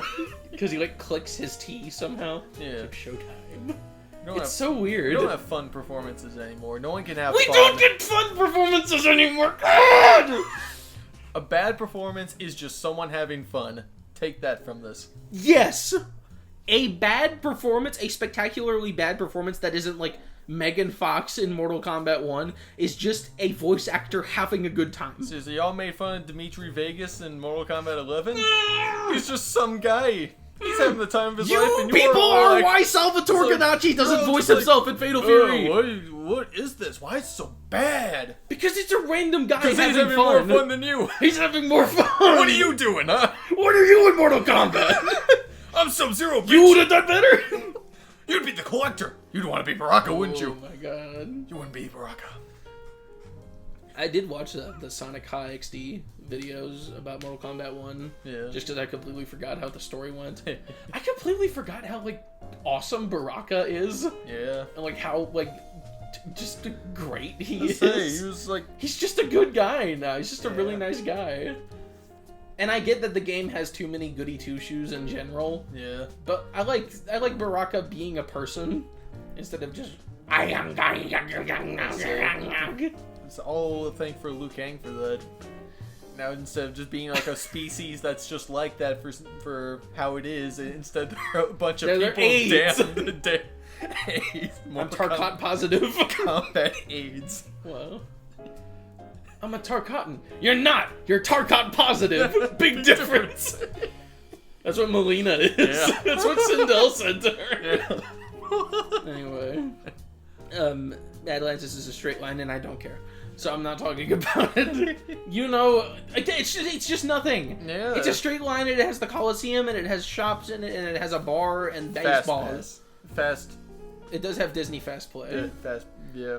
Fast Pass is like Splash Mountain, not a Splash Mountain. Six Flags. Yeah. Whitewater. Fast Pass, it's that one. Those ones are called Flash Pass because it's Warner Brothers. Yeah, because it's Universal. Yeah. Is that it? Yes. Yeah. Okay. Pirate Activities is the next thing I've got listed. How long has it been? An hour and a half. Yes. Okay, we're kind of on track. If you want to call it that, we still have a lot to go, but we've been getting through them fast now that our little backstory is over. So I think 30 minutes of that were nothing. That's okay. That's okay. I'd say an hour of that was possibly nothing. It was like an hour of that was not. It was like an hour and a half has been nothing. Yeah. There's like 12 minutes of nothing we haven't even gotten to yet. Pirate Activities. Probably the biggest oh my god, that was, excuse me. Probably the biggest disappointment in the entire game for me. I still remember the first time we got out to the ship and we had to like set anchor or drop anchor at the lighthouse, you know? Yeah. And so I drove up to the lighthouse and I got out from behind the wheel and I was like, all right, where's the anchor? All right, well, how do I drop the anchor, guys? Do you remember that? Yeah. Because you were just like, no, go back up to the... Because you knew that it was just a menu, but I was like, no, surely. There's like an anchor I need to drop. Yeah. I need to like park the ship. I need to like go out and like fish or swim or something. Yeah. And I was like, okay, well maybe I just need to move a little forward. And then I did, and then I hit the A button and we went into the fast travel menu. Yeah. And that's like the best way I can describe the ship traversal system. It is just... You have a fast travel It's system. Literally, it's just fast pass. Yeah. The ship travel is just slowly moving towards teleport spots. Yeah. And why in God's name would you not use them when the traversal itself is so boring? There's no waves! Yeah. There's no waves to navigate. The worst thing that a wave will do is make it so you can't shoot an enemy for a bit. Yeah, there's no waves, there's no wind. There's no wind. The sails don't matter at all. It's cool. For a game where every person is going, oh my god, look, it's raining. The rain doesn't do anything. It doesn't throw off your path. It doesn't make it so that you have to chart around the rain. You don't have to drop anchor and wait for weather to pass. Have just the random small detail of having like some guys like have buckets and like just like wash water. Yeah, people don't do anything on the ship. No, you don't have people do anything. They'll just be like cannons, check. Anchor, check. We have everything. Doing stretches. Yeah, doing like squats below deck. In the poop deck. Yeah. No, poop deck is the top deck. Yeah. Right? Yeah. Why? Because the bottom deck would be the shit deck. The toilet deck. Yeah. Wow. But like, yeah, there's no like the ship. That is, again, why I was so pissed off about the ship's movement being stick movement. Yeah. I know that people were like, why are you even complaining about this? It's because you don't have to do anything. Yeah. There's no, like, imagine it was actually like a ship traversal game. Wind would matter, waves would matter, you would have like a rowing team, and maybe that's why you have like 60 extra guys who just don't get sent to any group if you have a full-size team. They could be rowers. Yeah. And imagine if your strongest fighters were also your best rowers. And imagine if you, while in a storm, got into a big fight and had to board another ship while all your strongest guys are on the rowing team. That would be cool. Yeah. Because you'd be put into a situation where you have to try say. I'm sure people would say, like, but you don't do that because of how much you gotta keep track of that and just be on the waves when all you want to do is be on the mainland to do combat stuff. Which is why, if that is a factor, then don't do all this. Don't do pirate game. Stuff. If you're going if pirate stuff is not the main focus, then don't do it. If you're going to make a pirate system that only exists to make people wish they weren't doing it, then you could have just made it good. Say, are you sure we're not the pirate imitators? Exactly. From the captions? It's like, oh my god, the anchor dropping thing is really just like kind of indicative of the whole game's farce of a pirate simulator. Yeah. I know, I want to play that like Pirates of the Caribbean game Bethesda released. It's not actually about Pirates of the Caribbean. I think it's like a sequel to that Sea Dogs game that essay guy told me about. Yeah. Uh-oh. Nah, essay like writing, not like Kevin Spacey. What if instead his name was Kevin SAC? That'd be funny. People would have realized way sooner. Like the signs were there, we just never saw. Just never read them. Just never thought about it. But yeah, ship combat. Also nothing. No. I have to be nice now. I like the ship combat. There's specifically, I think I said to Mr. of my seat when he was in my comment section, I said to him, there is exactly one stretch of ship combat in this game that I like, and it's about 3/4 of the way through the Coliseum, where it's not just tedious, easy bullshit, but it's not the impossible bullshit. That stretch where it's actually about navigating through, at best, in the best moments of the ship combat segments, it feels like a shmup. You have to navigate through like lines of bullets coming at you, the missiles, like you have to like dodge around them, the fire you have to like kind of strafe around. I think you mean a schlep. No, a shmup, like a shoot 'em up. Like a space shmup, like a Galaga or like Ikaruga, Toho. Obviously the ship combat's not Toho, but like in its best moments, when you're dodging between like lasers and like I said, the bullet streams coming towards you, mines in the water that you have to like dodge and weave between, it feels like a shmup. Yeah. And I like that. It shouldn't be pirate ship combat, but I like the system itself. And if they find a way to put that system in another game and give us mines and missiles, mortars maybe, give us more weapons than cannons and guns. What if you had like a little team on standby that while you're attacking a ship, you can send them out on a little rowboat and then have them invade the enemy ship? Oh, like if you could send out little like automated invasion teams that could like maybe stop the ship in its tracks. Yeah. But it only works for a limited amount of time, and it costs their health to do that or something. Yeah. That'd be cool. Snake. Imagine, I'm gonna literally tell you how to fix the combat as it is here. Give us all of the weapons, and make it so that you have a backup driver. Make it so that you can have someone pilot the ship while you go up to the crow's nest and like fire rocket launchers at people. Why would you make it so that if you're not behind the wheel, the ship just sits there? Why wouldn't you put in like an auto drive feature? Because you're the captain. But you could maybe have someone else help you with that. It's just, it's so insane to me that there are so many obvious features for a pirate game, for a ship-based travel and combat game, that they just didn't do. Because RGG only knows how to do one thing, and it's real-time combat. That's why 7 had, like, no complex gameplay to it at all. That's why Infinite Wealth, even though the moment-to-moment gameplay is better, it's just because it's emulating real-time combat more. It's not because the RPG elements are any deeper. They don't know how to do anything else, and I hope that they learn. I hope that they are able to figure it out. Because the other problem is that whenever they try and fail at doing something else, they just stop. It's like Sonic Team. Yeah. And it makes me wonder if it's Sega making them do that. Saying like, okay, this new gimmick didn't sell. Stop doing that. No more storybook game. No more shooting games. You're gonna make your RPGs, but make them more like real-time combat. Do not do anything different. It's like Sonic. Like, Sonic? Like Sonic. Like Sonic! So, like, they do a thing that they're familiar with, then they go and do a completely new thing that is completely new, but then they go, that doesn't do well, then they go back to what they were used to, but then they fuck that up. Yeah. Dude. I think Sega is the worst publishing / management company in the entire world. It might be.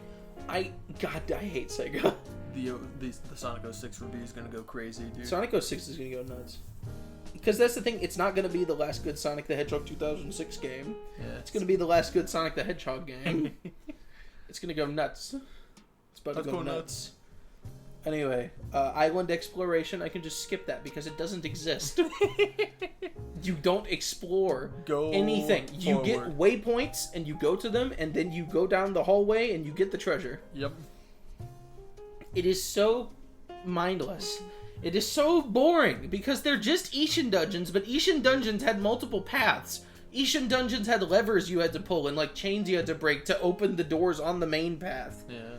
At their best, Ishin dungeons are like little puzzle things, basically, with segments of combat in the middle. At their worst, they're straight lines. They're this! Exactly. And again, I don't need to say anything else because that's it. And on that note, treasure hunting, we can just skip again because there's no treasure hunting. I guess there technically is in the overworld. Yeah. But you don't hunt for that. You walk around and Noah says, hey, there's treasure nearby. And then you take out your hook and look around and find the glowing blue spot and zip line up there and grab the treasure. Yep. There's no hunting. No. There's no exploration.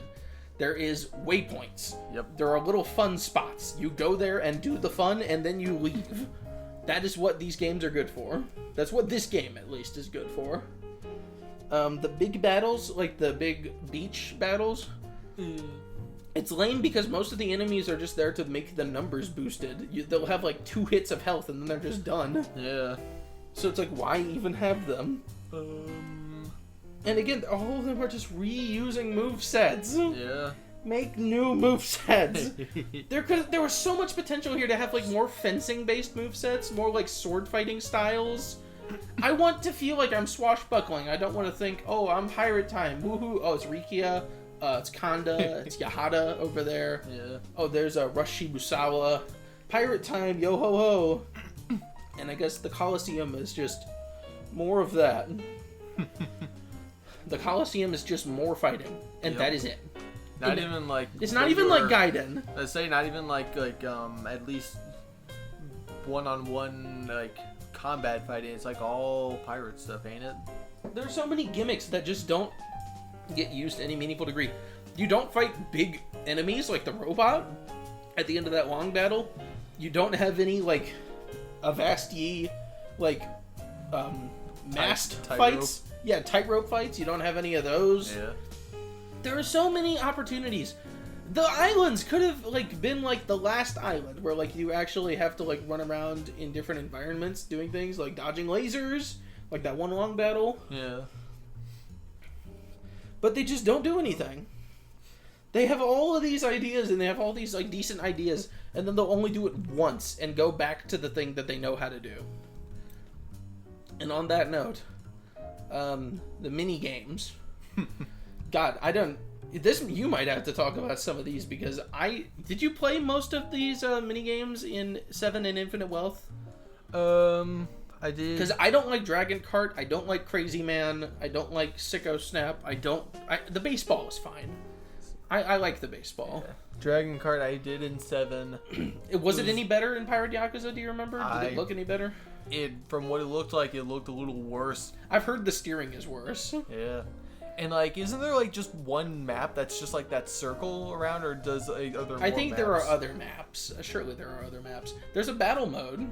Wow. I'm never going to unlock it. Why would I do that? The driving isn't fun. Yeah.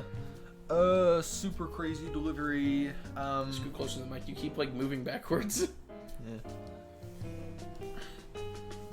Super crazy delivery guy is dumb. It's like, if it was like Crazy Taxi, it might have been cool, but it isn't even really like Crazy Taxi. So yeah, I don't really know. There's no offspring. Yeah. Like, come on over, have some fun with Super Crazy Man. Yeah. It's like none of that. Yeah. All it can be is just a poor imitation of whatever it's referencing to. Exactly. But that's like the thing. Crazy Taxi, I haven't played it, but you move so fast in Crazy Taxi. And you're knocking shit over in Crazy Taxi. And it is so constant. It's not like how in this game, there's like, when you get to the guy you're delivering, you have to like, here you go. Yeah. Super crazy delivery. And then you're allowed to move again. Yeah. In Crazy Taxi, it's like, okay, bye-bye. Next guy over. Oh, pick me up, take me here. That's what the appeal is. Yeah. Is that it's fun and frantic, and you have, like, no time to think beyond knowing where to go. Yeah. And they just fail to capture that because it's so comparatively slow. And you know why it is? It's because it's just built off the can minigame. Yeah. The can minigame wasn't fun either. Which is also in Infinite Wealth. The can game? Yeah, you can play as Kiryu. Why would you do that? Because Kiryu's not even homeless. That's like digging out of the trash can when you're like rich. Yeah. He was rich. He had money. And he was still robbing people. How are you rich and still robbing people? That's Kiryu playing the can game. Yeah. It's like how Nanba wasn't even homeless in 7. Yeah. He was just pretending to be homeless, and then in 8 he like wasn't homeless again. But he pretended to be. Homeless imitator. Literally homeless imitator. Nanba is just a piece of garbage. No one ever confronts him on, hey, you have a place to sleep at night. Yeah.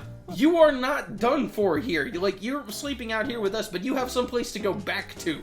You couldn't have maybe offered any of us that? Say, Akiyama's case, like, the way he, like, That's interacts with, like... Nanba's like the inverse Akiyama. Yeah, like, Akiyama... He, like, makes friends with, like, the homeless guys and, like, talks to them, like, can get information That's from them. because he came from there. He also knows what it's like. He was the homeless. Yeah, Nanba is, like, a tourist. He's homeless for the fashion. Literally. Literally. My God. What a piece of trash. I hate Nanba so much. Sicko Snap, it's just Pokemon Snap. It's boring. It's really dumb because the joke is just naked men. Yeah. That's not funny. That's hot. But it's not funny. It's funny like once. The concept of it's funny, but that's all they got. And it's like, I'm sure that there's a story to it. I don't know the story. I will never know the story. It's like, why would I care to know the story? Everything in the game is already trying to be funny and failing. Why would I give this a try? If there is a story beyond, there sure are a lot of fucking creepy guys here. Do you think we should, like, call someone about this? Yeah. Get this solved? Or the more obvious direction would be like, man, it's like, we do this because, like, we want people to have fun. The sad music. Yeah. We're just trying to bring some fun into these people's lives. Fun. The trolley business is going out of business. We're giving them guaranteed customers. You know what? Something I thought about If we got any of that right, by the way, please let us know in the comments if we guessed what the story is. Here's my guesses. It's either trolleys going out of business, so we're giving them guaranteed customers. It's I hired all these guys to be naked so I could take pictures of them because I'm fucking sick and twisted. Yeah. Or it's like, just what you were saying before. It's just that like they are like a bunch of freaks there and they're getting arrested and this guy's just also there. Yeah. If it's one of those, please tell us if we got it right. It's kind of like a little less or so, or I don't know, of like some of Haruka's job mini games from 5. How do you mean? Like specifically the running girl one. Without like that one's whole premise is like she runs around town, gets all sweaty, and the guy who hosts the show always says he's going to use it to masturbate to. Yeah, she's just like, okay. It's like, huh? It's like, it's just gross. Why would I laugh at that? Yeah, you just made me. Like, even if like Haruka is not a girl who I've seen grow up. Literally, it's like watching your child. It's like in GTA 5, there's a mission towards the beginning of the game where like Michael sees his like daughter is on some like exploitative game show or something where she's like got to strip for money or whatever. So he and Trevor like roll up and like kidnap the host or something, and they like dump him in the like a canal naked. Yeah. That's what I want to do to that guy. Don't make me just be the person being exploited. That's to say, like, why would you want to see or laugh at that? It's like a girl you've seen grow up is like practically your daughter is used to be objectified now. Speaking of, is Noah with Majima for Sicko Snap? Is he seeing all of that? I hope he's not. Hey, Mr. Majima, what are all these guys doing? I don't know, Bobby. Hey, Mr. Majima. Hey, Mr. Majima, what are all these guys doing? I don't know, Dad. Bobby. Hey, Mr. Majima, how come all these naked men are traipsing around Hawaii? I don't know, son. That was What? That was I know. Cotton. I know. What's going on? A timeline. It's multiverses. This game is canon, Dad. I wonder what Titan Cotton looks like. I think he just has his shins. Yeah, it's regular Cotton. It's all in it. Anyway, Sicko Stuff I is didn't fucking nearly lose my stupid. shins to the Nazis in World War II. I stole a man's shins and attached them to my own. Now I'm 7'5". But, Speaking of shins, did you get that one question in Rob's Sonic quiz challenge with Elise? oh my god, yeah, I thought it was that her legs were the wrong color. Let's say, like, I was like, oh, yeah, they're just not orange enough. let's say that, and like, I also saw like she's a little more taller than usual. I just thought I forgot that she was that tall. I didn't think that she was taller than usual. I guess with the designs the characters have now, that would be the height difference now, Yeah, probably. She just looks like Professor Pickle's assistant or something. Or like the actual Eggman. He's so tall. Yeah. Anyway, baseball is fine. Anyway, no, baseball is fine. You keep moving backwards. Why do you keep doing that? My god. Talk about baseball. Like Cleopatra. Paint me like one of your French Majimas. Paint me. Paint me. French ball. Drink me. But baseball is fine. I don't really care. I liked baseball when it was just something you would do for fun on its own. That's like most of it, mini games. Yeah, I don't like that they force you to do it, and that makes it seem like a way bigger thing than it is, because I could tell that it wasn't. I could tell it was literally just baseball. Yeah. And that the fact that they try to make you do it makes me not want to do it. I like the system of it. I like the getting barrels out of the way, and then the lock pops up. It's like regular baseball from like the PS3 games, not like from 6. Because in the PS3 games, you would have the bingo things, and then the target would pop up on the side. And it was like that. And I really like that they were bringing that sort of thing back. But I want to find that. Yeah. I want to find that on my own, because then it feels special. Don't tell me where it is. I was playing Yakuza 4, and I got to the point in the master's training with the rocks and the mines. Oh, you needed to get like the wood or whatever? Yeah. Yeah. I like I like that cum. It's real good. I like that in Dead Souls. That's brought up when you go back Oh, into is the it? sewers. Yeah. Dead Souls is really good.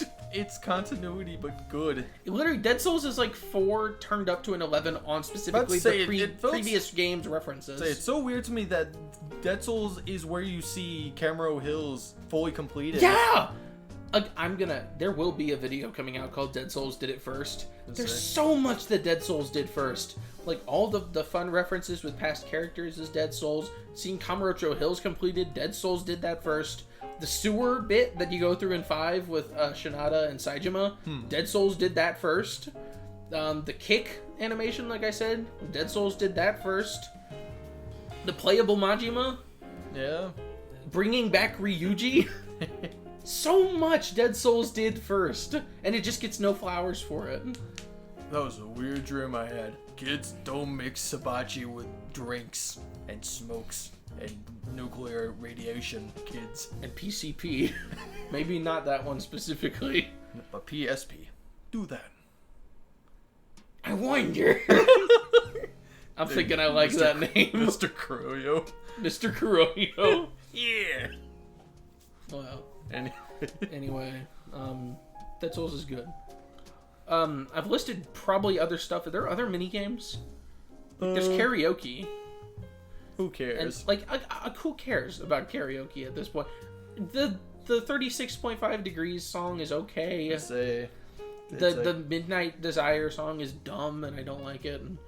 Is that it? It's like the Goro Pirates theme. I don't even know if I did that because the game doesn't tell you it's a karaoke song. Yeah. I thought it was DLC for the longest time. I say no. The construction because you have to get Saejima to unlock it. I have to say I've seen the cinematic for that one. They're all just like walking. They say they're in the desert. I don't think they show up on the water. It was an ocean there. That's after 50 years the ocean dried up. We gotta get the ocean back.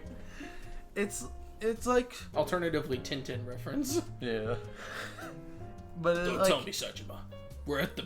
Don't tell me, Majima. We're at the beach. It's not quite the beach, my man. Congratulations, Noah. You're sober. Jason. Jason, you're sober.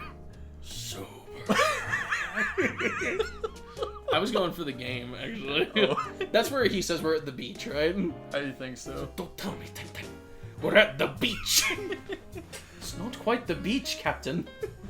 But, it's so weird, like, that, like, with the Majima Pirates theme and the opening song are karaoke songs you can do. Yeah. It's like they don't let a moment be a moment.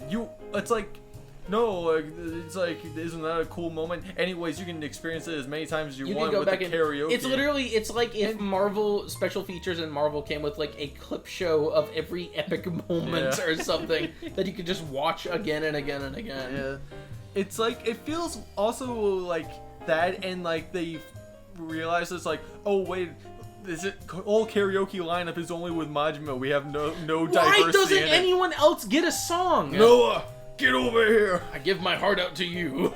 That's what you did. Yeah. This one goes out to anyone who's ever had their heart broken. Give it out to.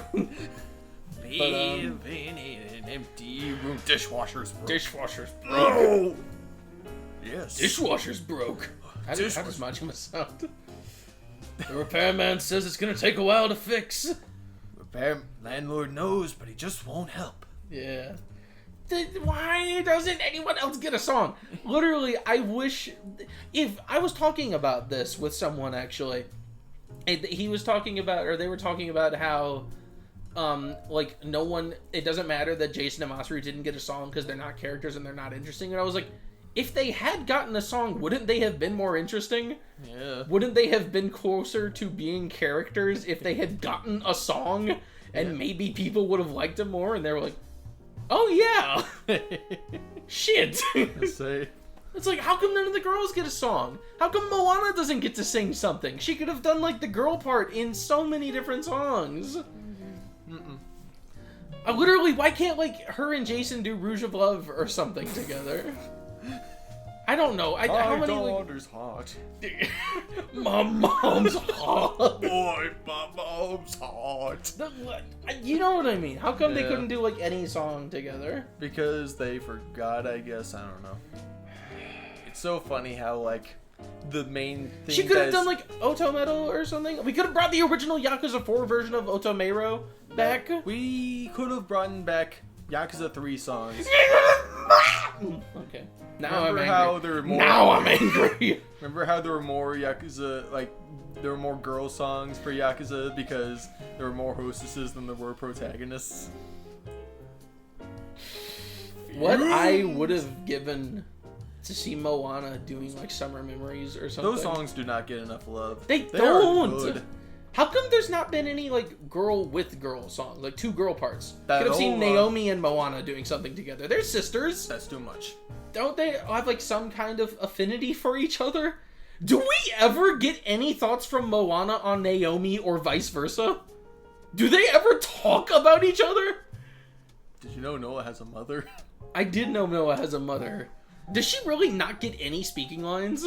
She does, I think, but she doesn't matter at all. I know she doesn't. I think someone said that she doesn't get any speaking lines. I think she gets like 2 or 3. I don't think you talk to Noah's mom. No, Jason does. Jason does, but yeah. And then you get teleported outside to talk with Naomi about the plot. And then she shows up on the boat on the final dance scene. Her mom? Yeah. What? Remember, she's in the back somewhere. No, I don't remember that. Don't you remember? No. I think you were the one that pointed that out to me, or maybe I did it with you. Surely you did. There's no way I would remember that. Because, yeah, she's in the back. Huh. That's great. Wow. Huh. It's so funny how... This game gives us so much Majima. And, like, he's not even anything. I'll say we'll talk about that later, but, like... What were you gonna say? It's funny how, like... How limited, bare bones, like, the main thing that has drawn people into the series with the karaoke, because of the meme. And how it's, like... It's just nothing now. It's like... just not even anything. It's like, continuing the problem I've had with the songs since like 7, which is that they're just pop songs. But like, they don't feel like karaoke anymore. The inclusion of it, or like being like feeling part of the course, but it was always like just part of the course because it was always meant to be just a fun little side thing you could do. Yeah, since like 3. And just like and it always 3 is like the only time where they felt 3 and 4, like everything up to 7. Used to feel like they were songs in the world, because like Kamurocho Lullaby wasn't a karaoke song first.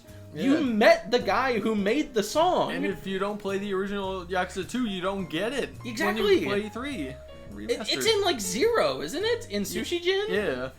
It shouldn't exist at that point in time. God. It's like how in Yakuza Kiwami, Earth Angel was still there technically. But you can't go in because Earth Angel's not there in Yakuza 1. That's where Perry's is. Yeah. And, like, with how, like character-specific songs are, like, in 7, I'd say specifically with Ichiban's song. Isn't she in 0? Wait a second. Isn't Earth Angel in 0? I think... I'm pretty sure it is. Yeah. So I'd say that was like a big thing with it, like the fact that it was taken out in Kiwami 1, but it was in 0. It was in 0, taken out in Kiwami 1, then just brought back because it's in 2.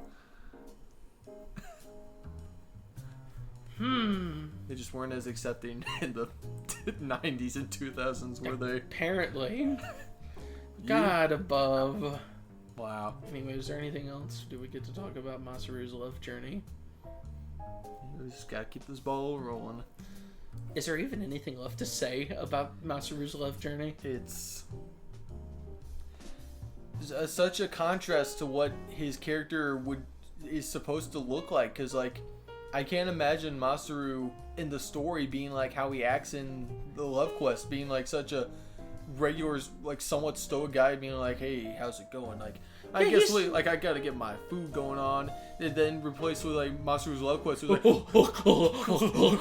he's like Francis from Super Paper Mario. Yeah. Oh, you're very pretty. I'm gonna take you. I'm going to drink this cum now.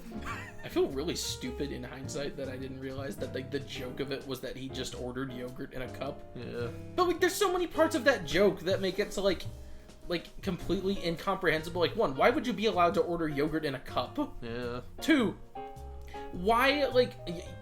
And like there was also like a translation aspect to it that it was like a multilingual thing. It was like a joke. I didn't know if yogurt was a word in Japanese because they spell it yogurt or whatever, which like I get that being a pun on yogurt, but that's an English joke. Yeah. I don't know if yogurt is called yogurt in French or in Japanese.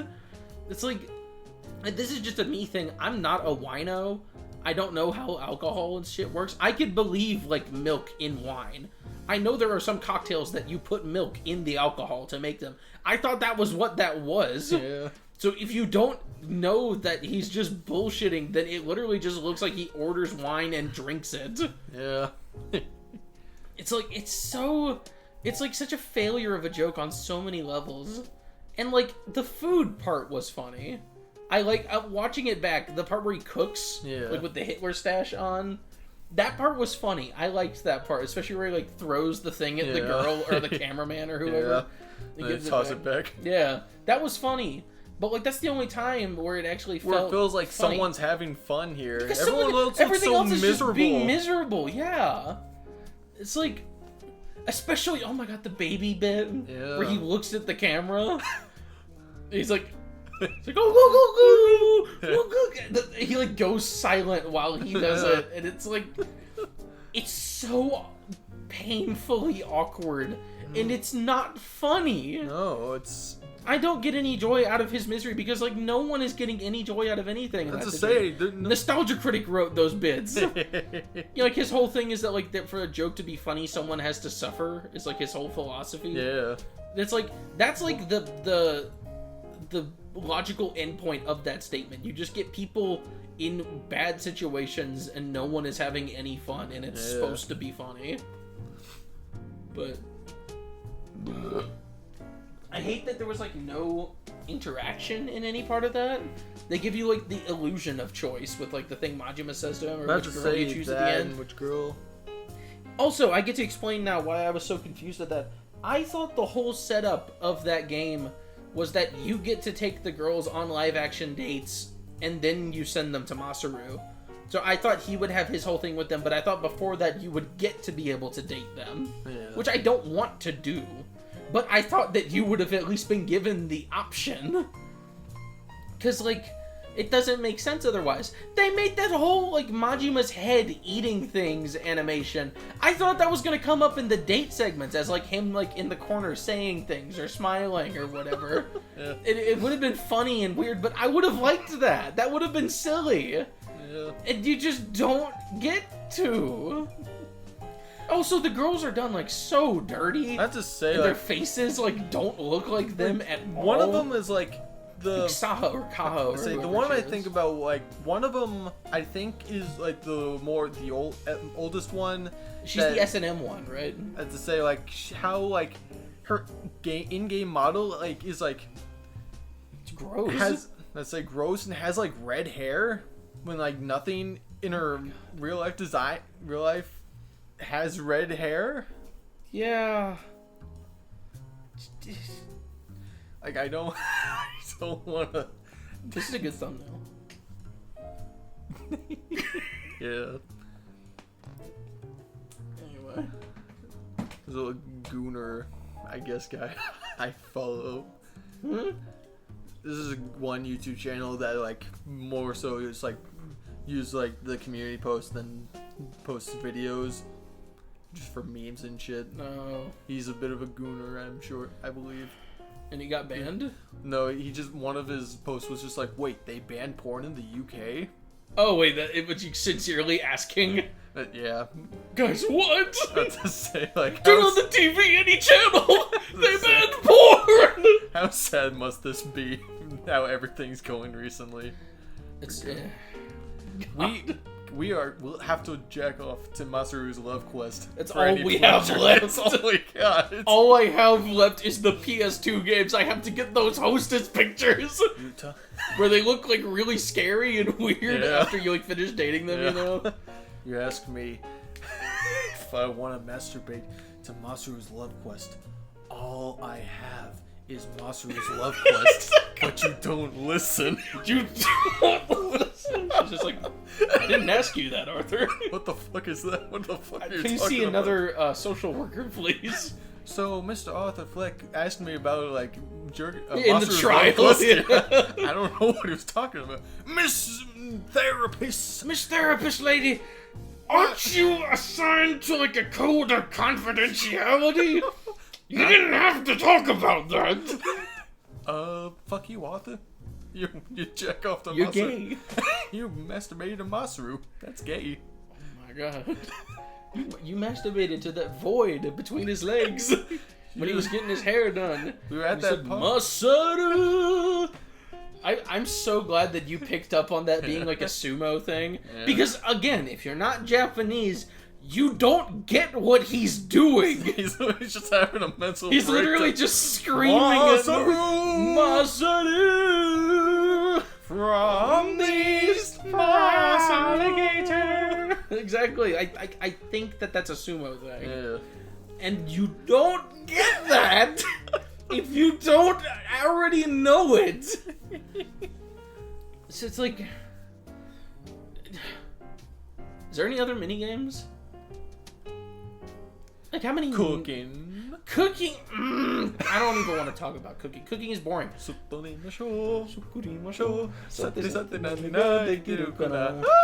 Dikimasho. Oh, I'm sorry, everyone. I'm just really good at cooking. But, I'm sorry, this dish is this really is good. scary good. It's scary how good this is. Wow. But, every good complimentary dish should come with a jump scare. Just show you how good it was one of those. Yeah. They should have, that whole game, it should have been like Citizen Kane. You know the bird in Citizen Kane? Yeah. How like he put it in because the movie was so long and he was worried about audiences falling asleep. Yeah. They should have added that into this game. Or like during cutscenes every so often, instead of like Majima popping up in the chair, they were just going to make sure you're still awake. Yeah. But anyway, that's the old mini games, I guess. Yeah. Soundtrack. The final sound-alikes. Okay. Do we have any more sound-alikes? My phone's really low on battery. I don't really know. I have one. Could you please pull up, can you find the song that plays during the robot battle? You know that one? No. Can you, let me see it. Like, just go to the soundtrack. Or I can go to the soundtrack. Hang on. Let me make sure I've got... once again, we're going to cut this part a little shorter in the full cut.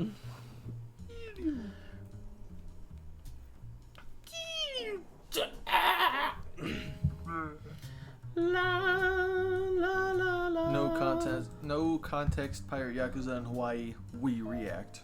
Who? Is Who? I'm Star-Lord.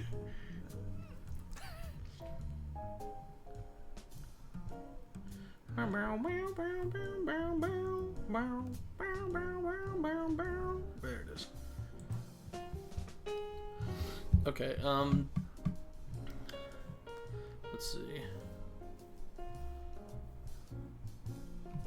It's not Hunting Chaos, it's not The Great Chase. Polar Pulse, that's what it is. This one. Hang on, give it a second. Hope that it records this. Hang on. Oh shit, I've just realized. Oh no. Oh, you can't get the sound is gonna output to the microphone. Uh-oh.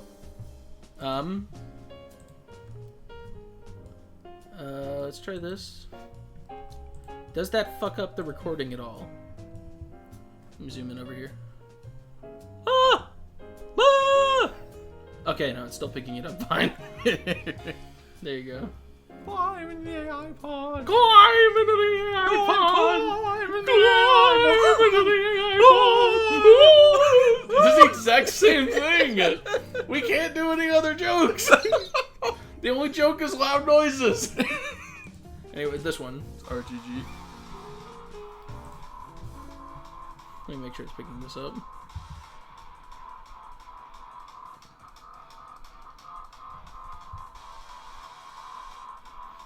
If it's not, no, I'll just put it in.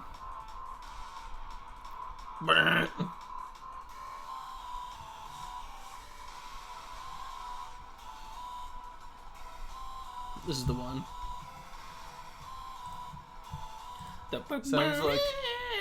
Sounds like the one song from Don't Push This Button with the blood baby. That's what I was going to say, yeah. Oh, I spoiled it. Well, yeah, I told you that, though. Oh, I must have forgot. Boss Baby. theme. Boss baby. And climb into the boss baby. Is it this one? Same old phone? Nah. Wait, what? No. After I ad block on. Wait a minute. Yeah.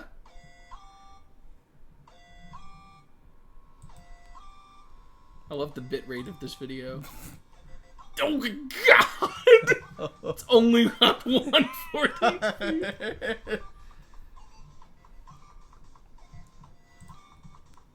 Let's turn this up a little.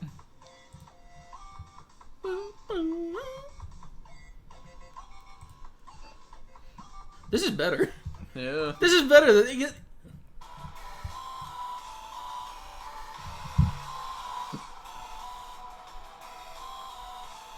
Hey, it's about to get bad too. Is the thing? Oh, no. You know, you remember how the song goes? No. This is so bad. Listen to this. He said the same thing.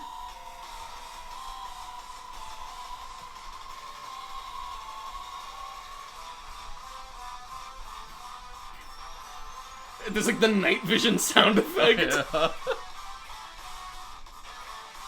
It's so bad. This is terrible. Like, this sounds like Waikiki Town beats.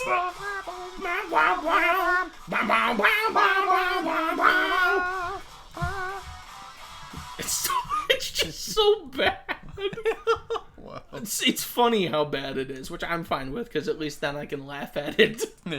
But it's not good. Are there any other sound-alikes that you can remember?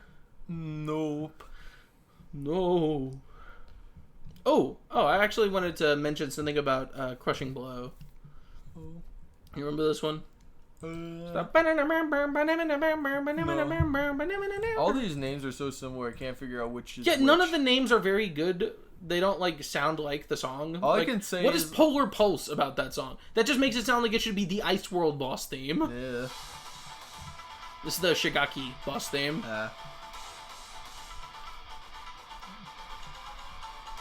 Here, just don't look at the screen. I want you to tell me if you can see the vision I'm going at with here.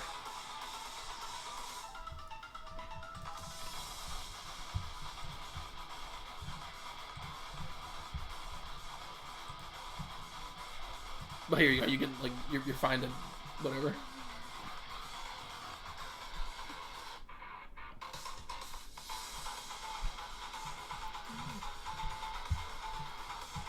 I like this song. This is one of the songs that I like, and I'm very glad that I do, because it's the only good thing about Shigaki.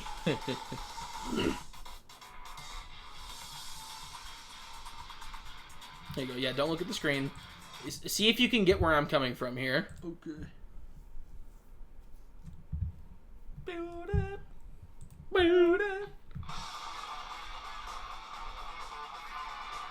Did you see where I'm getting from? Like, you know what this is, right? Yeah. This is the Kanai theme, Dynamic and Magnificent. Yeah. This is like, it has the same, this part especially. So. Again, this is better, but this is the...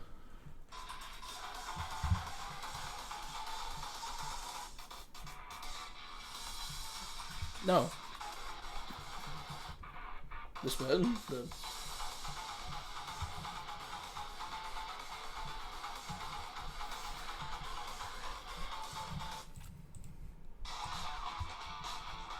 So you see what I'm getting at? Yeah. The thing with it too is that this song is now we have background music. Yeah. The thing with this song is that it's similar. Should we, like, wouldn't it be like does that affect the quality for, like, if it's not mainly the mic? I don't know. Whatever, I'll pause it then. Fucking spoil sport. Well, like, then, like, have to, like, redo something with, like, the options, like. What do you mean? Because the output was going to the mic at first. Does that affect anything? No, the input here should... Hang on, I'll pause it for a second. Ending transmission. There we go. Yeah, we're all good. But, the thing with this song is that it feels very similar to Crushing Blow. Not just audibly, but, like, story-wise. This is, like, the end of a chapter kind of moment. We needed a boss fight. And the song isn't really for the boss. It's just to be a cool moment. Yeah. The Shigaki fight, and I do mean this in the most insulting way possible, feels a lot like a Kanai fight. Yeah. Where it's just kind of happening with a worthless character because it's time for a boss fight. But yeah, that is a sound alike that I wanted to get out. Wow. and I can't think of any more off the top of my head. Ba, ba, ba. Fucking final boss thing. Okay. So there you go. Those are the final sound alikes. And if you guys can think of any more, put them in the comments section below. The tickets in the link below. You know? Yeah. God, it's not. It's a rare. It's a blue moon whenever I get to think about the Sherlock Gnomes in theaters. The bad songs. What are you gonna say? I was bringing up the trailer thing. Is that after this? After this, yes. All right. Thank you for remembering that, though. The bad songs. That's the thing with this soundtrack, is that most of it is just kind of bland and boring, and most people know that. Yeah. But here's the thing, is that the bad songs are either, like, really bad Infinite Wealth type of songs, or they're like what this is. Which, again, on the subject of names not working, Power Unleashed, do you know what this is? No.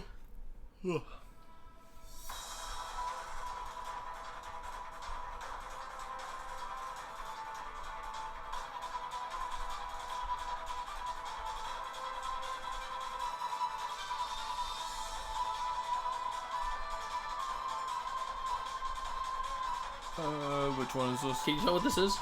It sounds familiar, but this is the Sea Dog battle theme. Oh, wow. Which, again, Power Unleashed doesn't I thought make that sense. One was like Defiant or like Swift Strike or something like that. Defiant Strike? No, Defiant Strike is the boss theme. I was gonna say all these names suck. It's funny too because Defiant Strike is like Defiant Charm is like the name of one of the songs in Infinite Wealth that just plays for whatever. Yeah. And like something Strike, there's already a song that uses that, and I can't remember what it is right now. In this game? Crush and Strike, maybe is what I'm thinking of. But no, not in this game. It's like something Strike. It is like Crush and Strike. Crash and Strike? Crush and Strike from 3. Yeah, but I'm saying I think there's like something Strike is like there's already a name there, and I can't think of what it is. It's so boring and bland. It's like you were talking about like how it's like the end of blank. And it should feel bigger because it's a name that they've used before, but it just is another song using the same name, so it just shows they're out of ideas. That's what Crushing Blow says to me. Or Defiant Strike, excuse me. Crushing Blow says that also. Yeah. Which, what's the name of, like, the other final boss that's not, like, the gold thing? Oh, Unyielding... Yeah, Unyielding Spirit? I think it's Unyielding Spirit. Unyielding Spirit, yeah. Say, like... I mean, literally just unwavering belief. Let's just say it's like, why, though? The thing, and we'll get to that, too. Unyielding Spirit is one of the bad songs. Yeah. But this one, Power Unleashed, is really boring and bland. Yeah. And this is the theme we'll get with the boring songs, is that most of them are just really generic piratey songs. Yeah. Like, this is just dun, dun, dun, dun, dun, dun, dun, dun, dun, dun, dun, dun, dun. Doesn't really seem like a normal battle theme. Feels like it's like something that would play when you're like running away from like a monster or something. This is like a bad version of Kamuro again, not feeling like a battle theme because it's going too hard. This isn't going at all. Yeah. This is like background music. And again, I guess I'll just go ahead and do that on that same note. Unyielding Spirit, because it doesn't deserve to be treated as though it's a final boss theme, is just so, like...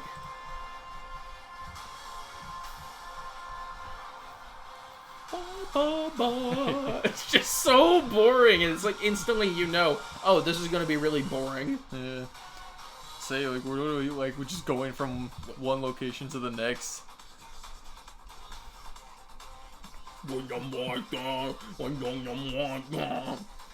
like, this feels like a funk song.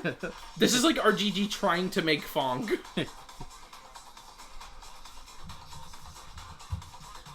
It's like... It is everything that Gold Devourer is not, and that's why it sucks. We'll get to that later. But,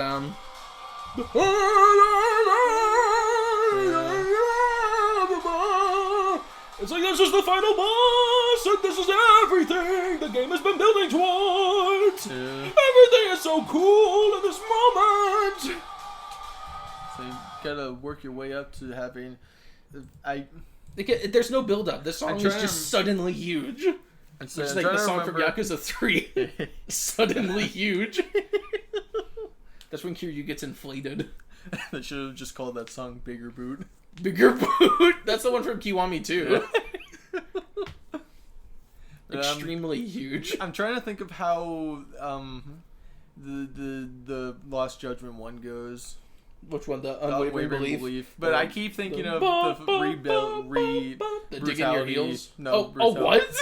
It's like, because there's both do the oh my god, yeah. Do you want a reminder? I guess I'm happy to listen to Unwavering Belief. Yeah. There's like a whole build up too, also. This might not have it. Hang on.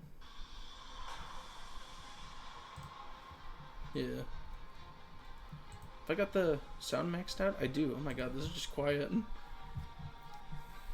But again, this has like build up to it and everything. Yeah. Because the cutscene builds into the moment. Yeah.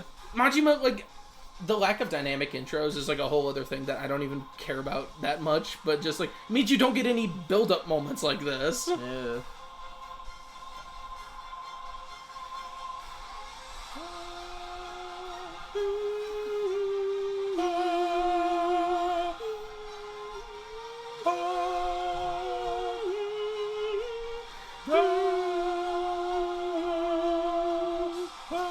And of course this does that thing too, which I don't like, but it's still good.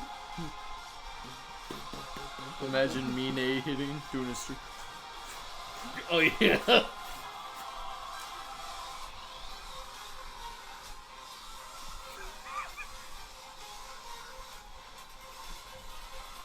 This sort of like, I used to really have a problem with this song like that. Yeah. Like all the electronic shit in it. I used to like be really upset about that. It feels very much like a Yakuza 7 leftover track. Let's say this feels like what is like a beta version of Ism, which Ism is really good, and I like that track a lot. And I'm glad that that's what they got instead of this one. But this is still good. Let's say it feels too much like they're supposed to be like having a dance off right now. Yeah, exactly. But one thing to mention is that this song. That was a really good skip 2 moments.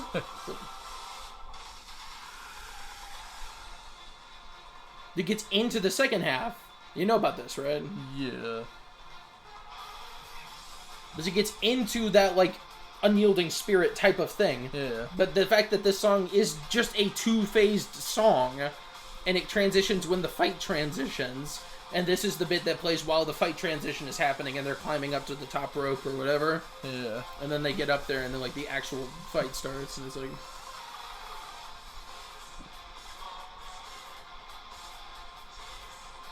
On the walls. Jeez. On the screen. It's like those old like brawl theme song videos. There are 4 people eating omelets. I'm really glad we get that. But I don't really like this part of the song. I don't really like that it just kind of turns into a more generic sounding thing, because Judgment music doesn't really sound like this.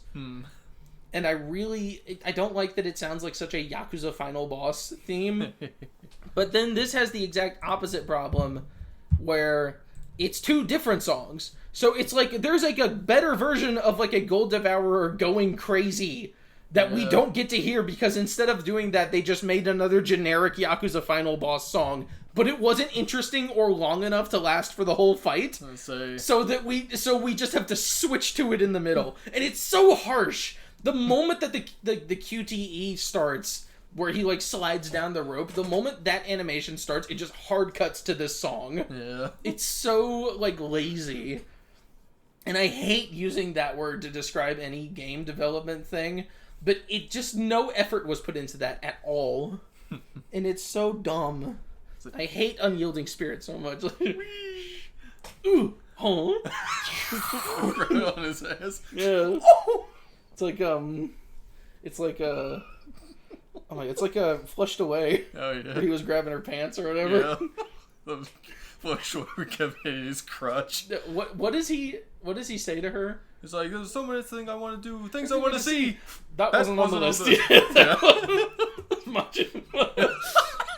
But see Samoa Joe's dick. Literally, Samoa Joe would have had more of a character if he was wearing like heart underwear. Yeah. I wish that they did that.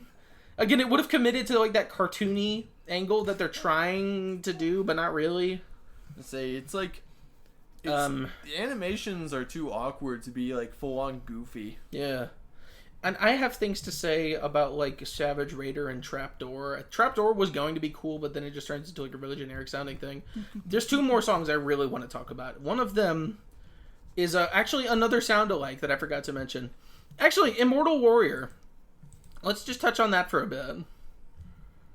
Because you have things to say about this. Yeah.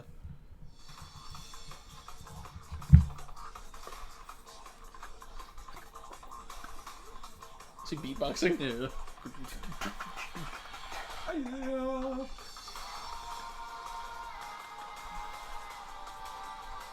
This sounds like a half-decent boss theme that they just put the Amon thing over. Yeah.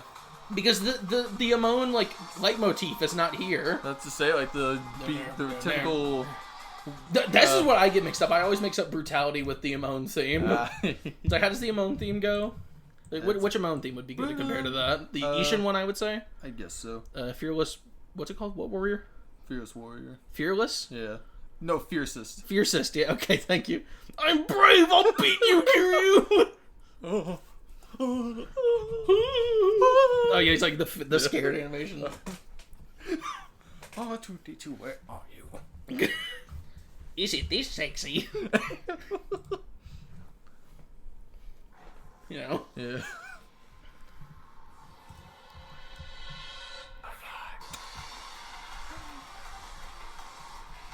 Oh my god, wait a second!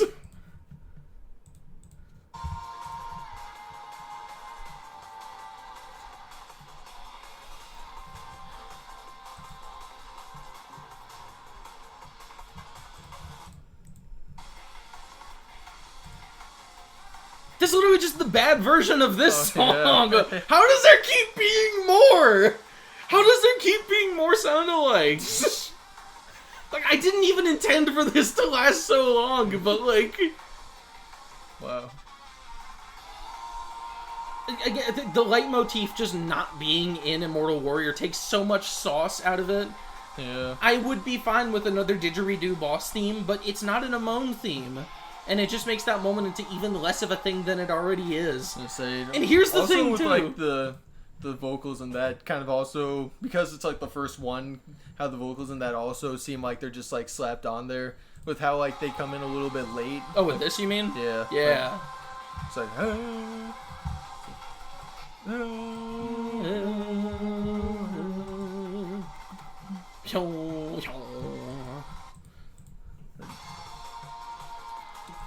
My god, I can't unhear anything now. But, here's another interesting thing to note. Do you care if I spoil the Amon in Dead Souls? I guess not. Does he become a zombie? There is zombie involved. Joe does not become a zombie. It is a different guy. But the whole thing of the Amon in Dead Souls is it's like the first Amon. Or maybe, no, not the first one, because the first one was from like samurai times. Yeah. It's like an Amon from World War II, basically. Huh. Because like the whole thing of it is that like the Kamurocho underground gets revealed to be like bunkers from World War II that ended up getting sealed over with concrete, and I think that like the Amon clan used to train down there is what it is. Let's say like did they like the undergrounds, like isn't that like how like they also somewhat tie that in with the master and what he's doing? Because like because he was digging up like underground like World War II bunkers as well. Yeah, maybe it gets brought into that. I would hope so. But the whole thing of it is that like down there is like a World War II Amon who like is defeated all of the other Amon guys, and Joe is like, "Kiryu, can you help me with this? Because he's gonna beat you too, and I don't want that to happen." And also maybe he'll destroy the world, I don't know. But so you go down there, and that's like the Amon fight, is you fight this like zombie Amon who's like from World War II. So he's got like a different uniform and everything, and it's like really cool. And it's like fun. And then this guy shows up, Tayo Amon, in like Pirate Yakuza. Yeah. Isn't he literally like just a pirate? Yeah. Like he's just an Amon who is a pirate. It's like, where's the fun? Yeah. Where's the fun in that? Dead Souls had a whole, like, backstory for the Amon clan. And also, like, a decent fight that was, like, fun and new and interesting. And Pirate Yakuza is just, hey, I'm also here. Yeah. It's like, why not bring back, like, if anything, this is where I would be fine bringing back Joe for no reason. Because he's the only Amon Majima's ever fought. Yeah. He has no ties to the Amon clan. Say. And isn't, like, with, Or Shin, I guess, technically. But, like, with, like, the Amons, like, the fight, when Majima, like, gets, like, his memory back from the squid. Yeah. And, like, you can do other stuff from that. Like what? Like, when he fights the squid and gets his memory back, it's, like, not locked into the final story. Like, you can do other stuff. Yeah, you can do other things after that. But he doesn't acts like he doesn't have his memory. Not to say, like, when, like, he has, like, emotions he's up here. pretending, not to I say, guess. like, he pretends to others, but, like, he's, like, thinking to himself, and he's like, I don't really know these guys, but he seems like he's part of a pretty dangerous family. It's like, why is he telling that to himself? Yeah. Why is he, like, that's why, like, with, like, big, like, story-changing stuff that happens, that's why they stay behind, like, the locked-in final section that once like you started. in Dead Souls, how each character can only explore the city at a certain level of destruction. Yeah. Because it wouldn't make sense for Akiyama to go out into the city and, like, have to go through, like, the Champion District or whatever, because that part hasn't been taken over yet. Yeah. This one's a bit of a stretch. I just want to mention that Dead Souls is cool. Because another thing, the destruction of the city in Dead Souls, it's, like, so cool to watch. I have to say, like, I'm glad that, like, it does get bigger. I was worried that, like, of how small it is at first. Yeah. Because it's something I was looking forward to. I wish, like, there was a bit more of a, like, leeway, like, that. I guess it's, like, both cool and, like, good and bad that you're always, like, getting attacked by zombies in that game. Because I want to, like, take a chance to, like, look around. Like, you're see, either in combat or you're in the normal city. Yeah. Yeah. But, like, when you're in the quarantine zone, I want to, like, look at, like, how destroyed everything is and, like, check out the environment. It's, like, a whole, like, different look to it of how I've been looking at it, like, since, like, I first started the series. But, like, you don't really get much of a chance to do so since you're always on your toes. There's probably, like, an amulet that's, like, makes enemies not come near you, maybe? Yeah. Hopefully there is. But thing with that, you know that building that gets blown up by the tank in the opening? Yeah. And, like, you see that happen in the game, and you, like, go and look at it, and the building is still blown up? You know how in Pirate Yakuza, when they shoot a fucking cannon at that hotel, and it's like, dang, the world has changed now. I can't wait to, and you go back and it's just got like a big tarp over it. Yeah. It's like, we didn't want to model the broken building anymore. You don't get to see it. Yeah. It's like, people praised that. I very specifically remember, I think Snowiest, god damn it, in the spoiler cast talked about how cool it was that part of the hotel stays broken afterwards and they cover it with a tarp, and it's like, no, it's not. Yeah. There should be rubble everywhere. The pool should not be accessible. It should be filled with dust and dirt and rocks and things. Yeah. People are still walking around like it's normal. The world hasn't changed. What to say? It's like how, like, in Dead Souls, like, the city is, like, being taken over by zombies, and, like, outside the quarantine area, it's just, like, business as normal, and, like, some people, like, don't know what to say, and, like, people don't even, like, know what's going on. Like, because, like, they're all suppressing, like, news from the inside. It's like, what are these walls going on? It's like, do you not know there's a zombie apocalypse going on? It's like, what? Yeah, exactly. And then meanwhile, down the street, there's, like, that crying girl and her friend that are, like, and the soldiers are like, did you get bit? And she's like, maybe a little bit, and it's like, we're gonna need you to come with us. It's like, you gotta come. It's like, holy shit! That's to say, like, people die. People die. There are consequences, and people die. People die in Dead Souls. And meanwhile, Majima's slashing people with swords in Pirate Yakuza and no one dies. It was already stolen before, so I guess I can take it. We'll talk about that later. Anyway. Maybe when I'm in a long discussion about something and we'll talk about it later. Yeah. Look at that. There's the victory and defeat songs. It's just called Victory and Defeat. Wow. But yeah, Nature Pulse, that's like the Green Island battle theme. Yeah. Which again, Polar Pulse should have been... It sounds like it was supposed to be the Ice Island battle theme. Yeah. But it's just not. The cursed instruments, we didn't even talk... I don't care. They're nothing at all. They just get rid of extreme heat and they just do a big AoE attack. It's just more RPG design. Yeah. Yeah, that's it. Alright, Volcanic Roar. Again, there's that. Glacial Surge, that's the ice theme. I think someone mentioned that Glacial Surge was like a prototype version of the final boss theme, but it's like, I don't care. None of the songs here are interesting. Wow. Way to dismiss your fans like that. Don't tell me stuff. Guys. Don't tell me anything. House. We're done. You know what? You're not good fans. You're not good fans. Exactly. This one's not even translated. What is this? I don't know. It's in Japanese. No!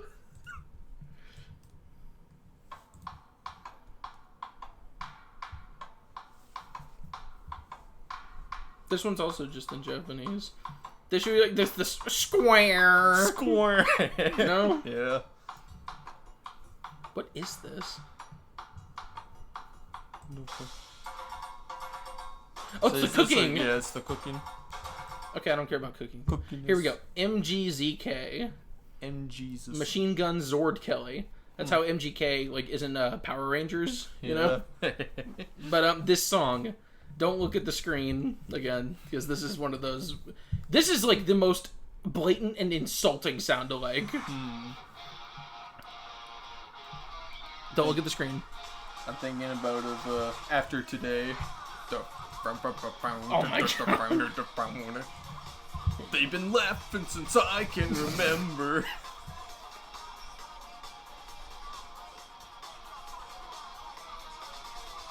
JV, all crashy, all fakey, all crashy. That bitch got ass so fat she... Oh yeah, it's the same sample! Yeah, from the Nishiki song. Yeah.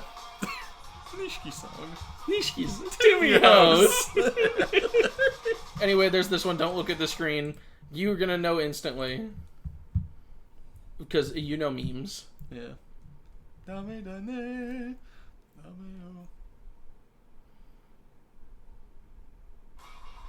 Oh my god. You know? Yeah. It's just Giorno's theme. And it's like all the other ones, it's like, okay, you gotta hear how the guitar sounds, you gotta hear like the rhythm of it. This is literally just Giorno's theme.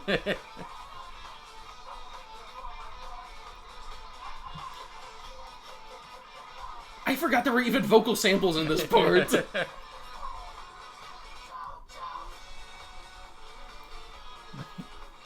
Joe, golden wind.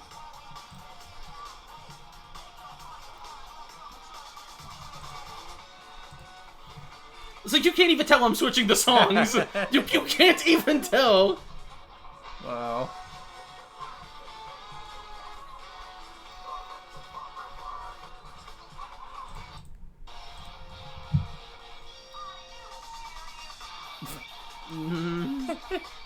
I can't believe this. It's like they're trying to do a Hideaki Naganuma thing. Yeah. Or Hideki, excuse me. It's not Hideaki, is it?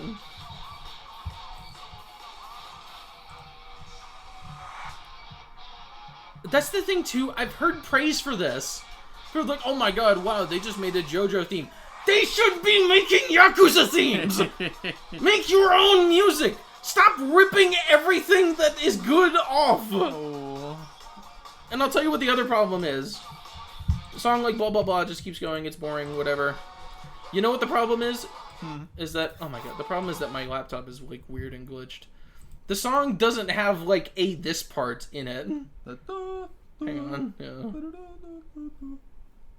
Please load. Oh, look at that, I wonder where it is. Oh my god, the sax like there's like little other things in it besides the main bit. Yeah. It's like they only copied like the most boring part of the song.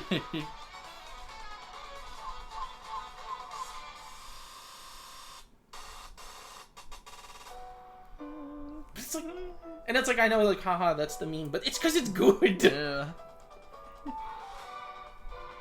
And they didn't copy this part, which is like you'd think they'd copy the meme part that is also the best part of the song. Yeah.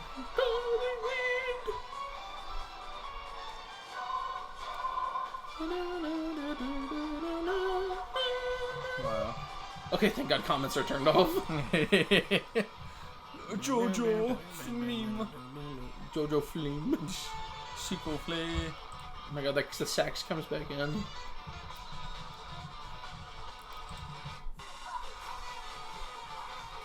Hey, JoJo music is good, whatever, we all know this. Anyway.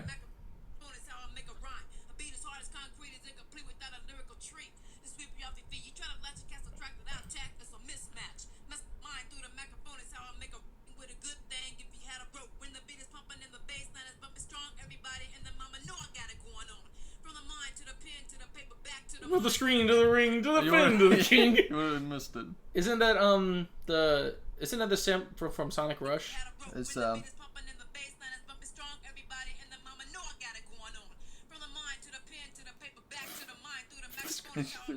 It's a back to the Mac.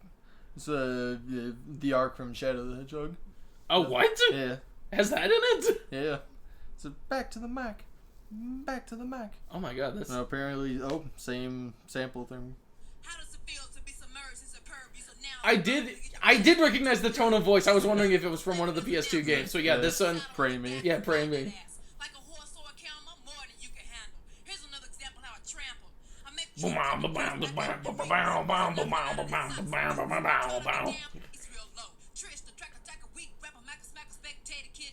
Never mind, you're right. It is Rush. It's Ethno Circus. Oh yeah, they got that buck on my face. Buck on my face. The beat buck on my face. But yeah, that's also in Pray Me, isn't it? Like yeah. Yeah. Like carpet, and if there's too many hands on my blunt, I won't spark it. I'll put it in my pocket and save it like rocket fuel till everybody's gone and it's cool. Then I'll spark it up with my brother. His mama named him Mo, but I call him Mo Lover, and he's more than a cover. He's a quilt. What are you looking for? One of these is also We're putting shit together like the house that John built on a hill. Does this shit feel like velvet, turtle? My style fits tighter than a girdle. If you hate it, then you could just leave it, like Beaver. Then in a day or two, I'll make you into a true believer. I don't know the rest of it. I know he's got pork and swine when he dies. I drink a cup of Kool-Aid, not a big glass of wine. Oh, is that the microphone chemist? It's, yeah, the chemist. Yeah. At the dough or the drugs, I know that part. Yeah. That's in Evil Itself. Evil Itself, yeah. Man, rap samples can be cool when you don't just take the whole verse and just put it in the song. Like, you speed it up like that. Mm-hmm. You, like, chop it up and layer it with, like, some fitting... I didn't even know, like, for the Arc Shadow one, I didn't even know that was from, like, a woman doing the... Most things you'll hear from Japanese soundtracks like that are from little sample CDs. It's really cool. It's like a kind of foregone art. And then you'll have songs like this, which is just... You just take a song and then you just also have a rap verse in it, not adding anything to the equation. Yeah. But if we're going to transition from the bad songs into the good songs, I think we need to get to the embodiment of a bad and good song. Don't... You're cheating. Do you know what I'm talking about? Is this the Defiant... You don't know what this is? No. Which... Oh. Because here's the thing. I like Wildfire. I like Wildfire a lot. This feels like a Majima-ified version of Massive Fire. And it's really cool, because then again, it does that whole thing I was just talking about in that video I just made with, like, the ad-lib samples, where it keeps, like, swapping up the sonic, like, palettes of the song. Like, it'll move from, like...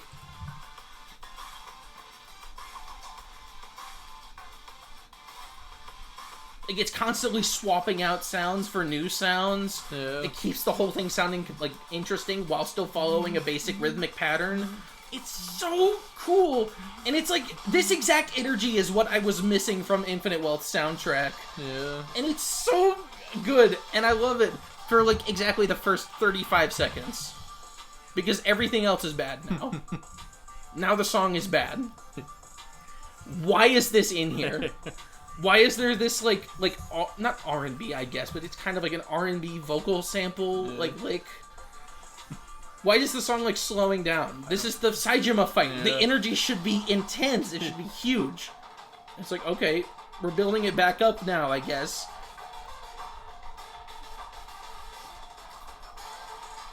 It's like, okay, moving back towards the good. It's taking a little longer than I'd want it to. Wait a second. Jay, I just realized the sword poking up here. Is he going Let's just say he's doing this. He's like this. Crossing his arms oh.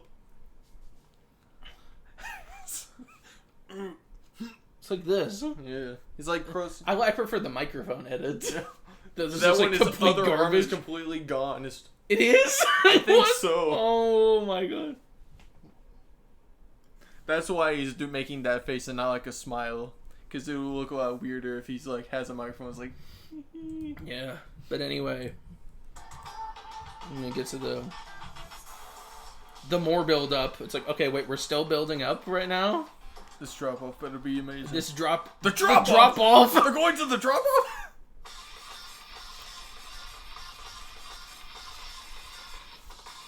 It's like...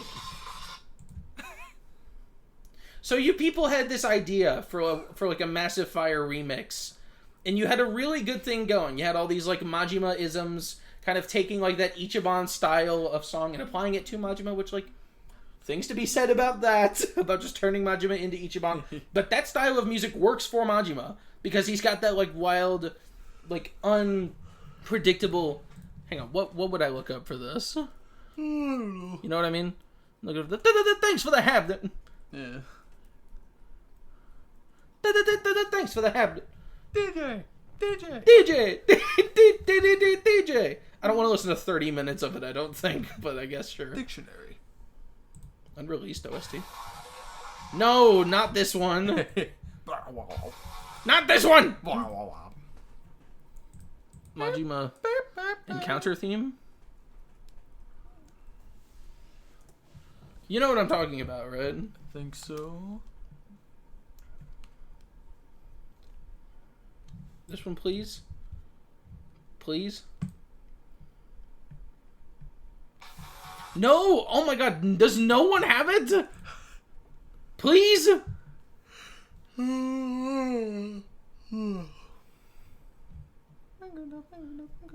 Majima fight theme, or is it dilemma?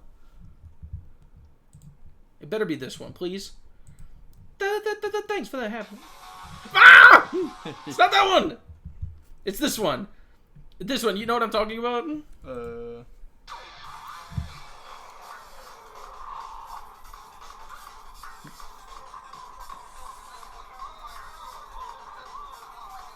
All the people of the world.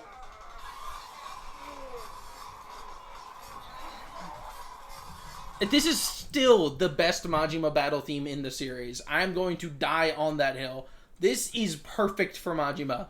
It's the kind of discordant sounding music. It doesn't even really sound good at all, but it's so perfect for him. It's the music theme, buddy. So what does this play? When does that play? This is his dilemma theme. This is his not wandering around in the world. This is his dedicated fight theme. When you start him in the Millennium Tower, this is what plays. And then once you get out into the field, the other music starts playing. Right. So you get his whole chapter 1 is just this theme, and it's glorious. Yeah. And it's that is what Majima music should sound like. Penis music. Majima music and penis music have very much in common. And this gets at that.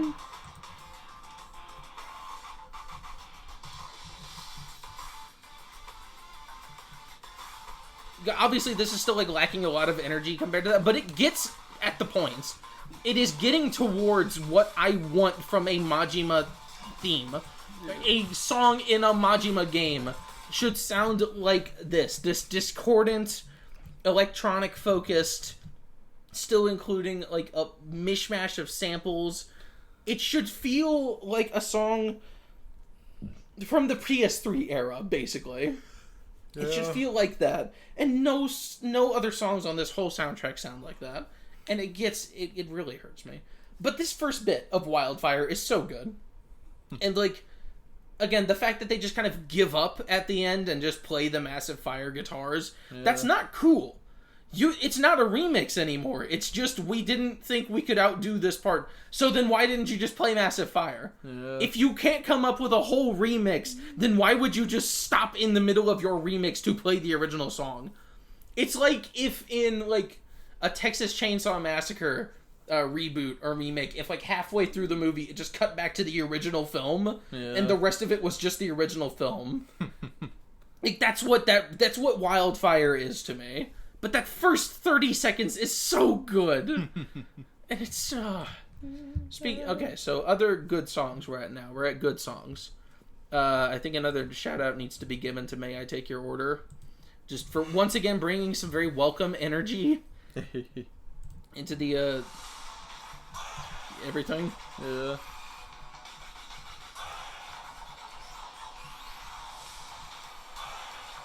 Again, this sounds like a Majima game song, but it also sounds piratey. Yeah.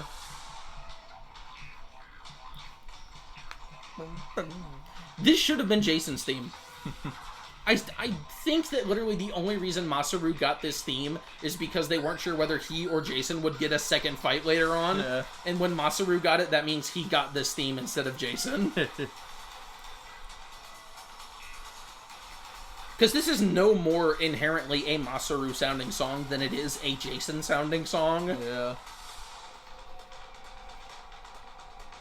But, whatever.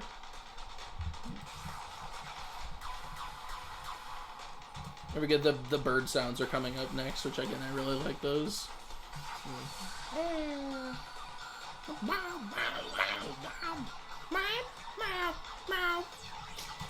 It's good. It's really good and I like it. One song that I've seen some flack flung towards, and one that I wasn't expecting to like, and maybe I shouldn't because it's bad, is The Great Chase. Do you know when this plays? Is this the one that has the boulder? No, the boulder! No, this plays when you're chasing for Noah, right before the Polycana fight. Which, like, it's really simple. Yeah. And it's only, like, a 2-minute song, which means it's gonna replay a lot during that long battle. Yeah. But just... It feels like, again, a decent, like, blend of Yakuza soundtrack with pirate soundtrack. It feels like it is... It's getting at the point, again. It's like how Wildfire is getting at the point but doesn't quite get there because it backs off. This one is just, like, too short and basic to do anything interesting.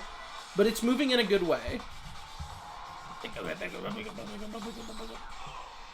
Ooh!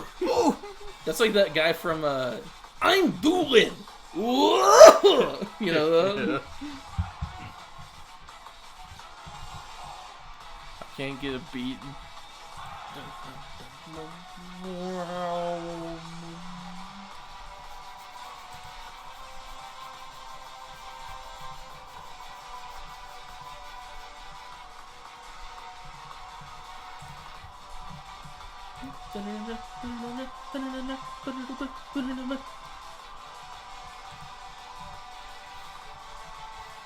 It's like, it's okay. Yeah.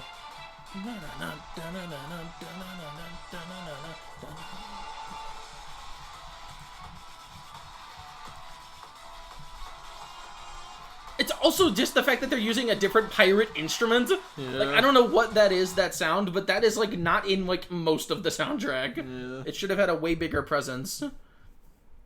But, what is this? Storm of Blades?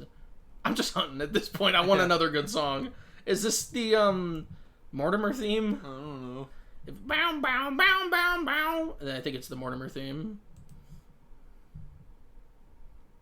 It's dramatic.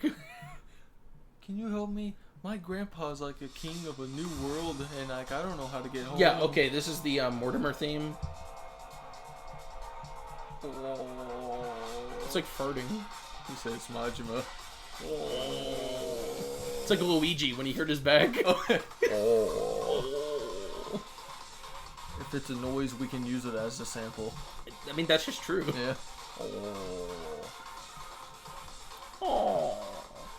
I wish I could get into the mind of how people make music. Yeah, I agree. It's such like a very specific set of skills and like ear that you need for things like that. I wish I was able to hear sounds the way that people who sample like that can hear sounds. My problem is like I can only think about like this song is boring. I don't care. Damn. Yeah. What are you saying? I can only think about like songs that I know of, but like if I like want to make a song that would sound like something, it would just be like, well, the song I would make would just be this. I don't know how people make original stuff. Yeah, exactly. There's a really good there's like a scene I've seen from from like, oh my god, it's like a Wu-Tang Clan TV show. It's like about them as they were forming and doing and whatever. There's like a scene of RZA sampling, like listening to records that he's just bought at the shop and like listening for samples to take and like spin into a new beat. And it's like a really interesting way of framing that, and I like that I found it. I don't know if this is good at all. I don't care about Sinister Gaze. It's really boring and boring and boring and boring and boring. It's grounded. But I care about Receive You the Arousal. Let's see if this one's any good. Have you listened to this at all? Yes. Is it good? I'm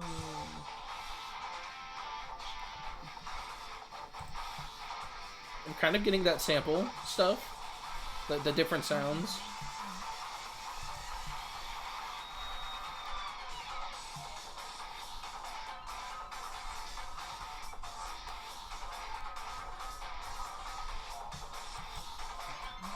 This might be a little bit too discordant.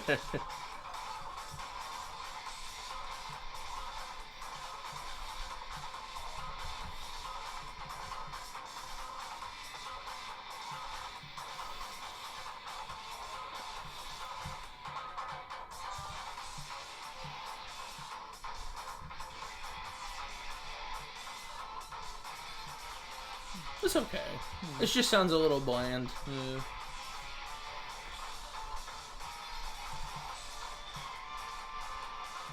Why did they pitch them up? I don't know. This is giving me really... What are you doing? I'm just imagining like just Majima running really fast. Oh, yeah, because you did that for that little bit. It's like we didn't say anything. I was thinking of Nagoshi dancing to it.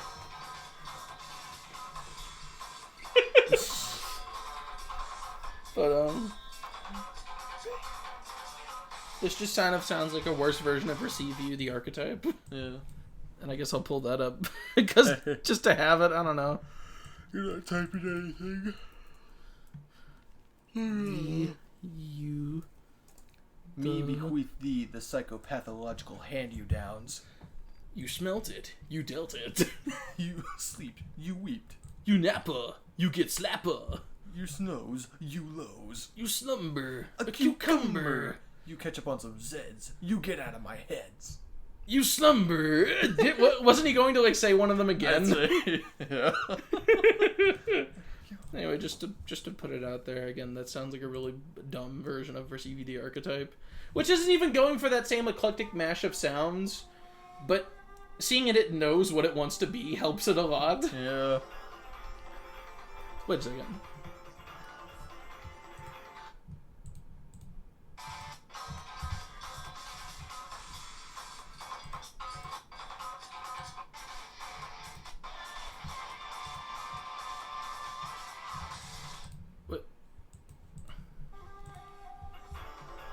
Again, why did they pitch them up? That like 2 whole octaves. Why did they do that? I don't know. This is only... I can still tell this is pitched up, but it's like...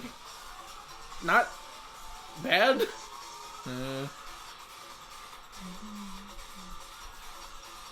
You know why this song works as well as it does? It's because it's a Yakuza song and a samurai song. Yeah. It's actually blending like 2 genres. Yeah. Whereas, like, every other song on the Pirate Yakuza soundtrack is not a pirate and Yakuza song. Yeah. It's such a simple concept. I don't know how they failed. Yeah. I don't know how they failed so hard. That like, so many of the pirate songs sound boring and basic. Like, the ship combat theme is just like... It's, like, really boring. And then otherwise, everything else is just, like gross, like, wub trash. Yeah. What I find funny about this is how it's, like... It kind of feels like... Probably not how it was, but like feels like kind of like a response to how 5 had how Majima's theme in that it's really was pretty much just like the regular receive you and not like Majima's at all. Yeah. And so how his first fight in this has like the other receive and doubt you, which is just like also like a really like amped up and cool version of receive you. That's saying so then when this comes later it's like no, this comes first. This comes first? Yes. Oops, never mind. Oops. The analogy's ruined. No, I still think it works because this is like Majima's older fight themes. Like this is like the receive and bite you to this, and then like receive and slash you is like to receive and doubt you. Right. I guess so, but never mind. My analogy is flawed. Yeah, but my analogy is perfect. You need to step up your analogy game. It's better. Anyway, to cap off this discussion of good songs from this game, you can see I've actually got a dedicated segment here to the one song that makes me really mad that people keep slandering because it is like the best song on this soundtrack. Oh. And it is Gold Devourer. This is, like, one of the best songs off of the soundtrack, and I will stand by that till I die.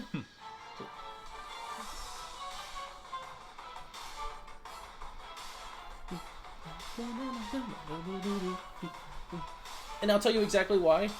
It is because it is a final boss theme that sounds like one of the older final boss themes. It's part of it for me. It's because it is a final boss theme that just sounds good and sells the idea of a boss fight without sounding like some overblown, overdramatic, world-ending garbage. Yeah. Like, that, like, what I don't really like about Ism, even though I still really like the song, what I don't like about Ism, and what I don't like about Unwavering Belief, although I think it works for Lost Judgment because it feels like Yagami's world is sort of falling apart at that point, because his worldview is being so, like, heavily challenged by, the villain of that game and what he wants out of the situation. So it works there, and I guess it could work for Ichiban because it kind of feels like his world's falling apart. But like what I don't like about like Impersonation, and what I don't like about the End of Denial, and what I don't really like about like the Kiwami versions of those final bosses is that they over dramify the event so much because the event itself doesn't match up to what's being shown on screen. Ichiban is just fighting a cult leader. He doesn't really have anything against him that much, other than the fact that he is a bad guy. Kiryu fighting Ebina is like a big conflict for him specifically, but like it's so contrived the way that they both come to have this big conflict that it feels like Ebina was bred in like a lab to be a Kiryu boss. When it would have worked a lot better to just organically pit him against Ichiban, which it seems like he has a way bigger grudge against Ichiban because of the way he, like, deifies Arakawa and, like, looks up to him the way that he does when Ebina's life was ruined by his actions. Yeah. There's a way better conflict there, and again, the brother thing, for as contrived as that is, would have worked way better if Ichiban had to confront that, like, family does not inherently make someone a good person. Yeah. It's the exact same thing that he had with Masato. Is that because that he saw them as brothers, he saw him as redeemable when he just wasn't? Yeah. It would have been such a good way of making him have to, like, contend with the reality that just because someone is your family does not make them a good person. And it's like, they just didn't do that. Yeah. But Gold Devourer is like the good guy version of when Goku Doni said that this game is good because it's not trying that hard. It's not trying to sound like the end of the world. It is just trying to sound like Majima is fighting a physical threat who has wronged him and is clearly like a big, bad, evil guy. Yeah. That is the vibe that I get from this song. It's like...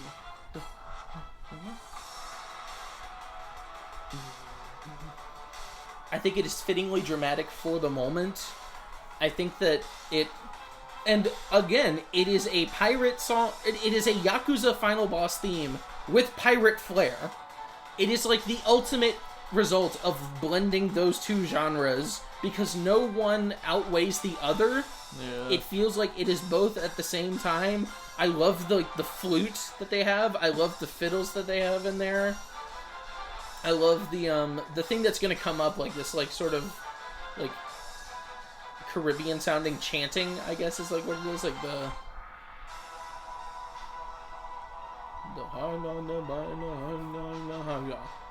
you know? Yeah. It's like that. It sounds so good, and it like makes the moment sound so sinister. It's like the only thing that lends any credence to Samoa Joe actually being a big bad guy. I love that we're just calling him that. Yeah. I have to think to remember Raymond Law is his name. Oh, yeah. I forgot that was his name. Yeah, exactly.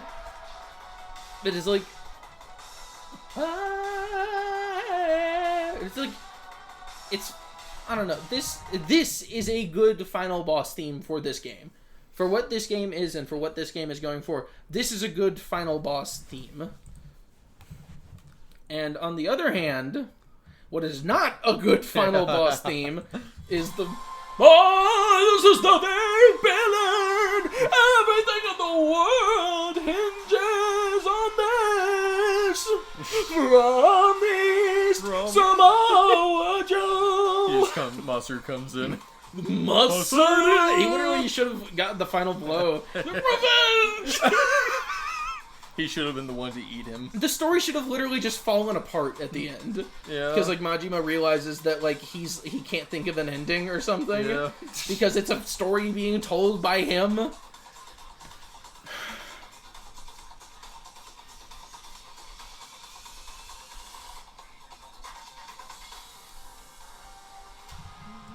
Whatever.